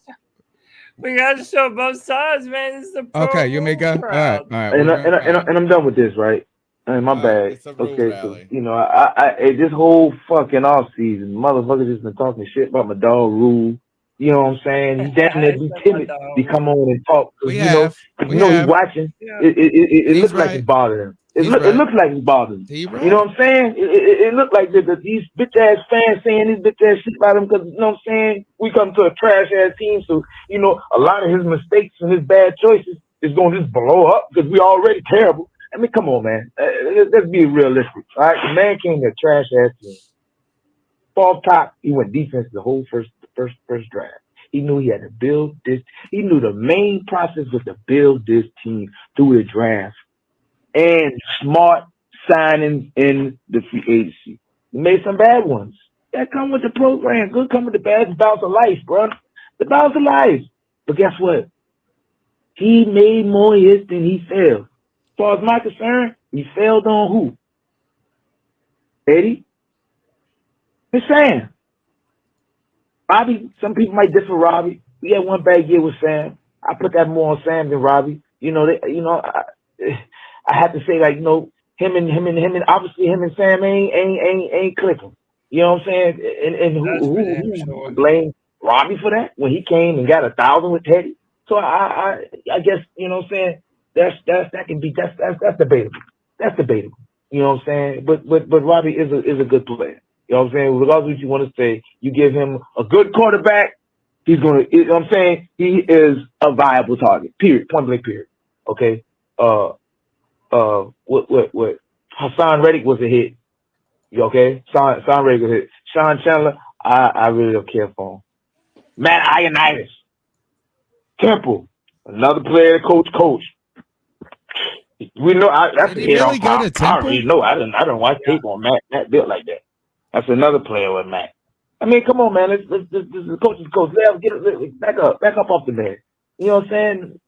Look, this year, defense is going to be dominant. Bottom line. I don't care what happens at the linebacker position. Shaq, and Corey Littleton is enough to maintain composure. You know what I'm saying? With Horn shutting shit down, with Dante stepping his game up, with CJ and Keith Taylor in the cut, then you got Chris Westry and Miles Hartsfield in the safety position lockdown, and the defense is gonna be doing a bunch of shuffling. Bro, we straight, bro. The defense gonna be dominant. So there's nothing to worry about. Bro, the offense is gonna take its time. Sam's gonna fuck up within the 4 or 5 games. And guess what? We already gonna know what Matt built like before the season starts. So it depending on what he do in the preseason. All right, man. I like the optimism. Right there. Next call. Hey, this is Kevin from Charleston. I'm a bit drunk. Have some strawberry lemonade smoothies with some vodka. Okay. But I'm here to defend the honor of Golden Corral against the slanders of Tony. How dare you, sir? How dare you? Trash? Are you kidding me? The greatness of Golden Corral, the greatest restaurant that's ever lived. Like CK's delivery. I mean, my God, Jeff Foxworthy is a spokesman for it. How can it not be great? Excuse me, sir, but you owe Golden Corral an apology. A great apology. This is Kevin Boschoven, the greatest drunk Panther fan of the night. Sorry, Danielle. I am. He is the most Signing generous. off. He is the most generous. Yeah, him and Danielle are having a drunk off in the chat. They're tying one on. All right. Next call. Last one of the night. Hey, it's me, C-Dog, 1983. C-Dog. Starting off with saying, make sure you hit the motherfucking like button. Hey, hit the thumbs up. Channel the show. You Thank guys you. always very consistent with the Tuesday shows, Friday shows, and the draft shows. I think we had a good draft. Besides Besides, like, but everybody getting on G Baby, man. The G Baby was being correct. Fitterer said he was going to give up no future draft picks, and they did it again. This 2 years in a row, we done give up a future draft pick. See, I'm not bad on that. I got that wrong. Don't pan out and everything. But one thing was very intriguing to me is Kurt Warner. And I did this thing on quarterbacks on YouTube. I had to just cross it yesterday to be at the corral, probably the algorithm, whatever. But man, Kurt Warner, his favorite quarterback in his draft, even though it was a quarterback draft, was Matt Corral. And he did a part 1 and part 2. If anybody in the live chat want to go watch it and check it out, it was very intriguing to me. You know, he just like how he get the ball out real fast. He made real quick decisions and everything. We're gonna see, man. He just real light in the ass, you know. But everybody get out G Baby, man. G Baby just, you know, you're a real fan, man. And see dog get, yeah. You know, I get like that sometimes too, man. You know, tired of watching these boys lose. They don't want to be going out here buying jerseys and going to the game, spending money. That shit costs. It does. You know? You're right. Just fans being passionate, man. So we want to win, you know. But I mean, we'll see though. It's probably not really last year anyway, but we'll see, man. It's probably been long enough for everybody. Like I said in the draft, I got a good draft though. I said I give it I give it a C plus, man. C plus, B minus. This could be trade off for Corral both sides. I can't complain. You know, we got offensive line, man. Ickey could probably be a Hall of Fame left guard. I like the Cade, the offensive lineman from Tennessee, Cade. And that's about all, folks. Everybody have a great night. Make sure you hit the motherfucking like button and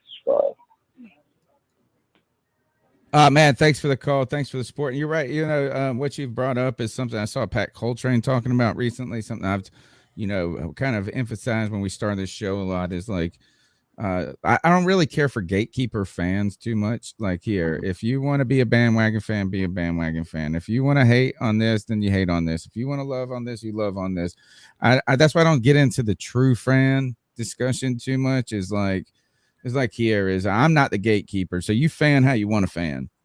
That's why they call them fanatics. So G Baby, you can your passion brings a lot to the show, just like in things like that. So it would be if everybody had the same opinion, it would be a boring 3 hours, right? And that's the reason it's not 30 minutes and it's 3 hours.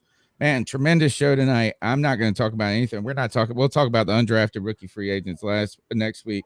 We've got one last segment to get through, and that is our ice up picks. I don't think we've missed any real topics that can't wait until the Friday free for all and as well as the following week. So great show tonight. Thanks for all the support, man. A lot of monetary support, a lot of just support with chat and your time. Like I said, thanks for that. That means so much. And, you know, just pay it forward continually by sharing it and interacting with us on social media. Guys, who's ready for ice up?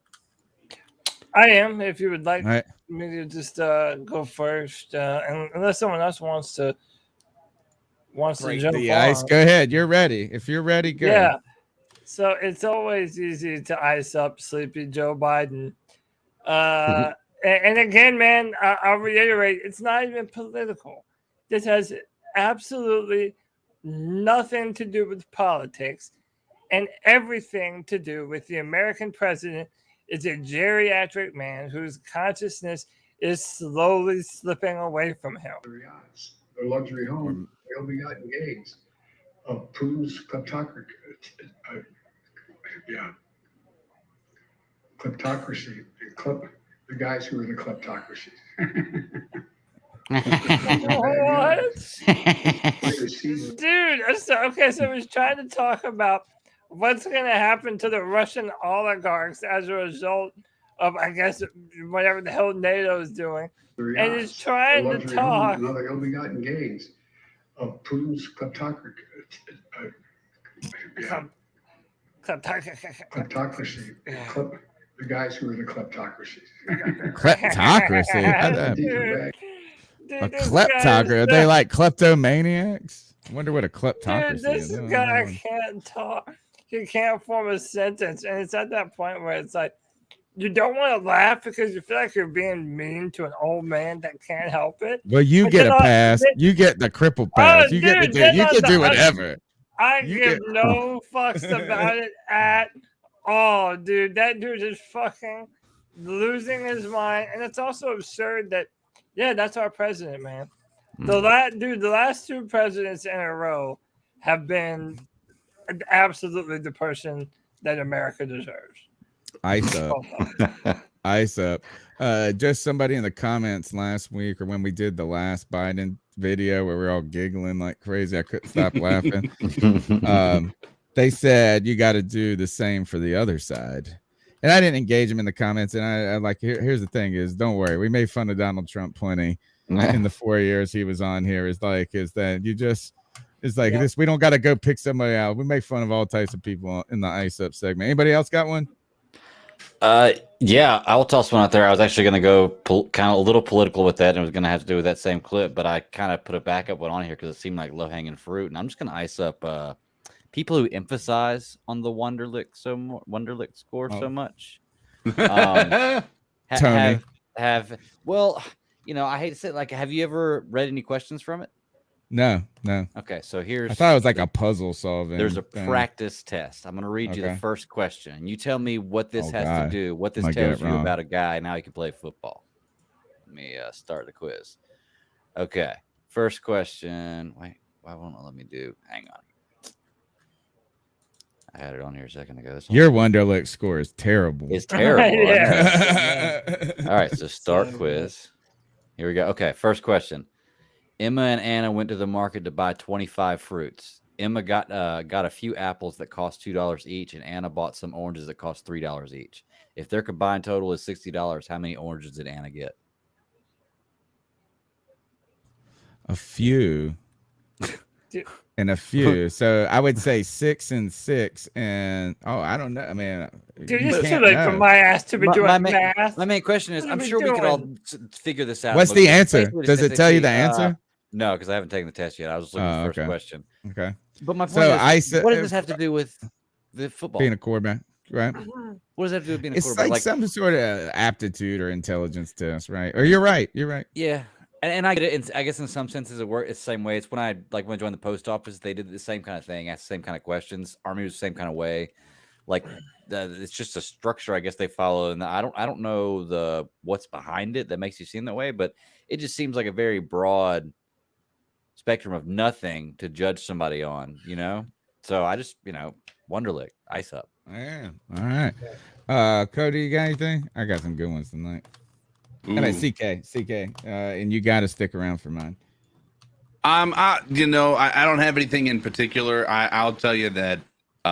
So my wife has been dealing with some intense nausea. It's been happening since about Friday, and I got up. She woke up. Is she pregnant? No, she's not. Guess what? You know the only way you'll know if she tells you. Exactly. Well, but she woke up. She was feeling nauseous. She wanted me to call out for work. I'm like, I can't do it. I just can't. She had a full mental breakdown over this, like full on, like it was ridiculous. And because I wouldn't call out. You know what? She tried to go into work that day. After she made me call out, I'm like, what the? No. I ain't about to have been home. And anyway, so to my wife for making me call out of work, I said. Wow. We should have a service where G Baby calls yells the ice up picks or calls people up and tells I can't believe that you tried to get CK to call out. All right.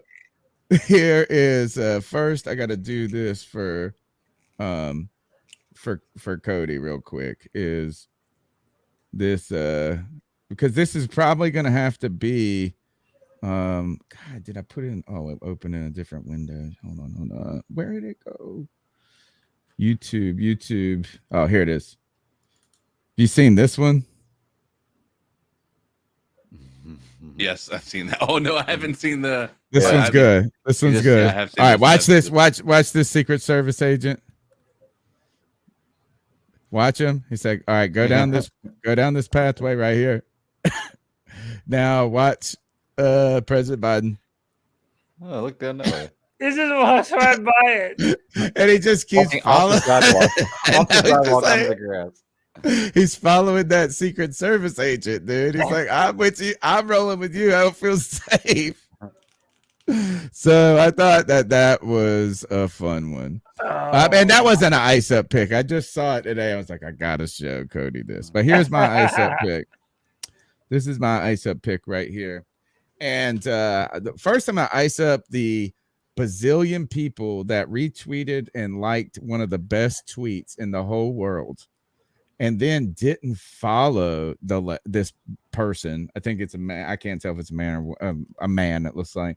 But this person had 100,000 retweets or something like this, and they have less than 4,000 followers. Like how can this? And this is one of the greatest tweets. So Laura Ingraham is fighting back against loan forgiveness, and I don't care what we think when it comes to loan forgiveness, what they think, your opinion on it. Laura Ingraham doesn't like it. All right. So she tweets out, so I am icing up Laura Ingraham, and I think Daylip at DLIPARTITO said it very well. She tweeted, my mom worked as a waitress until she was 73 to help pay for our college, even helped with loan repayment. Loan forgiveness, just another insult to those who play by the rules.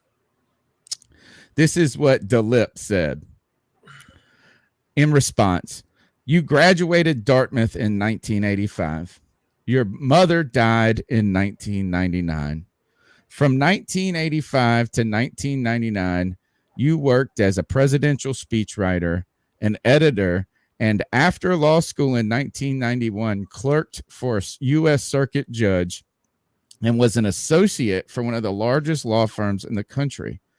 Yet you let your mother work as a waitress and depended on her to help you pay your loans until her death. Either you are a horrible person or a liar. I'm going with both. This is like the most savage response to this ever.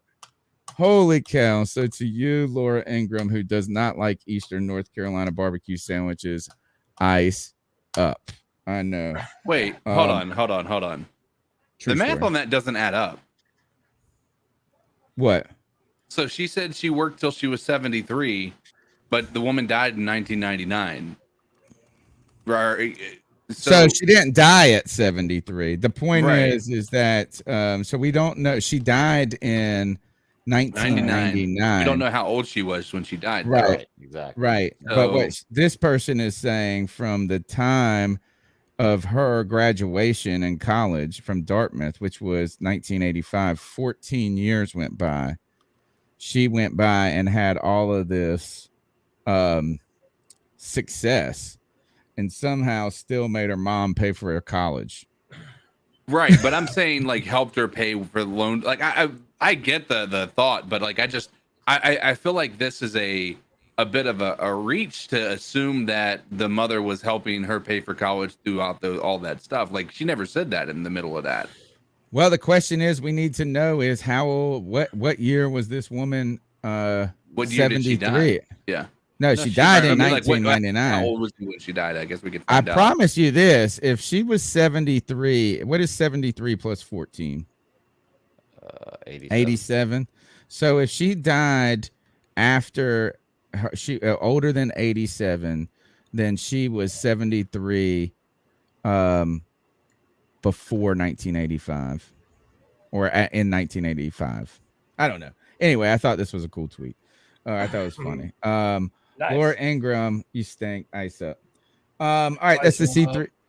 Yeah, I mean, I iced her up about 6 years ago. She came to Greenville, North Carolina, in my town, and she was campaigning for Donald Trump. So this would have been 2016, and she was like so excited. So the rumor was that she was excited to get one of these barbecue sandwiches from Eastern North Carolina, which are dope, right? And we got bees here, and somebody brought it, and she wouldn't eat it. She like looked at it and was like, "I'm not eating that shit." I was like, "Don't trust you. Don't trust you unless you got it. Unless eating pork is a religious thing. If it's just by choice, when it comes to not eating a barbecue sandwich, I ain't gonna trust you in North Carolina." Barbecue and Noun here, folks. Barbecue and Noun. All right, that's the C3 Panthers podcast brought to you by CarolinaCatChronicles.com. We are growing and growing and growing, folks. Oh, man, and we've got the best audience in the world. We've been developing this great community. You can call in throughout the week at 252-228-5098. You can follow me on Twitter at @cat_chronicles. You can find the podcast on all the major podcasting platforms, Spotify to TuneIn to Stitcher to iTunes. If you listen there, we really appreciate that you give it a rating and just tell people about it and continue to engage. Man, every time somebody says, "I like this podcast" on social media, it leads to somebody else that hadn't heard about the podcast. That helps us grow. Cody Lack, tell them how they can get after you. Yeah, man. Find me on Twitter. You see it right there at Cody Lack, CODYLAC. Man, tonight we had more than 260 viewers most of the time tonight. C3 Panthers podcast continues to grow, continues to add more viewers and subscribers. Hit that like button if you haven't already, man. It helps us to grow, helps us to, continue to make the best Panther content that we possibly can. So I appreciate all the love. And by the way, Kevin Boshoven, he donated one last time, and he says, more tits. And last ass. one, I'm done. Yeah, tits and ass. Right, But I don't blame him, Tits and ass. Hey, who doesn't like a good barbecue sandwich? All right, CK. You can find me at Code Dizzle Allen on most social media platforms. I stream on the Facebook gaming side of things. I do it once a week currently as I'm working on some stuff. But come check it out and shoot me a follow, and let's start a conversation on the Twitter sphere now that free speech is going to be a real thing again. Yeah. There you go. The Bat Daddy. You can find me at the Bat Daddy 52 on Twitter, or you can check out my show on Friday nights, 9 p.m. Eastern Standard Time on YouTube. It's the Super Civil Servants podcast. This week we're talking about Halo and Picard, both season 1 finales, continued coverage of Moon Knight, and I get to see Doctor Strange this week, so we're going to talk about that too. It's going to be fun stuff. Gear up that Batman podcast. I want to come on and talk about that as some more episodes come out. I listened to both of them today. I'm going to listen to both of them tomorrow. Yeah, it looks good. They're short. They're not very long, so you just pound them out there. So I guess they're releasing it in What stages. show are y'all talking about? Yeah, It's Spotify. Batman Unburied is the name of the podcast. Yeah. It's got one of the voices in it is the captain, or not captain, the lieutenant from The Wire. He was also in Bosch. He's in Bosch as one of those, as the mayor, I think, or police chief in that. And there's another very recognized. I should know it. Is it Winston Duke? Yeah, Winston Duke. So it's produced. It's like, and it's a Spotify original. I just found it today. It just came out today. I just saw an ad for it. Checked it out. It's pretty cool. It's a way different take on how, like, it's a really unique angle. Also, go Canes. We're in the Stanley Cup playoffs. Taking my wife there tomorrow night for her early Mother's Day present. We're going to Plains Chaos game. So let's go up 2-0. Let's see a storm surge. And until next week, keep pounding. Cody, take us out of here. Panther Nation, keep pounding.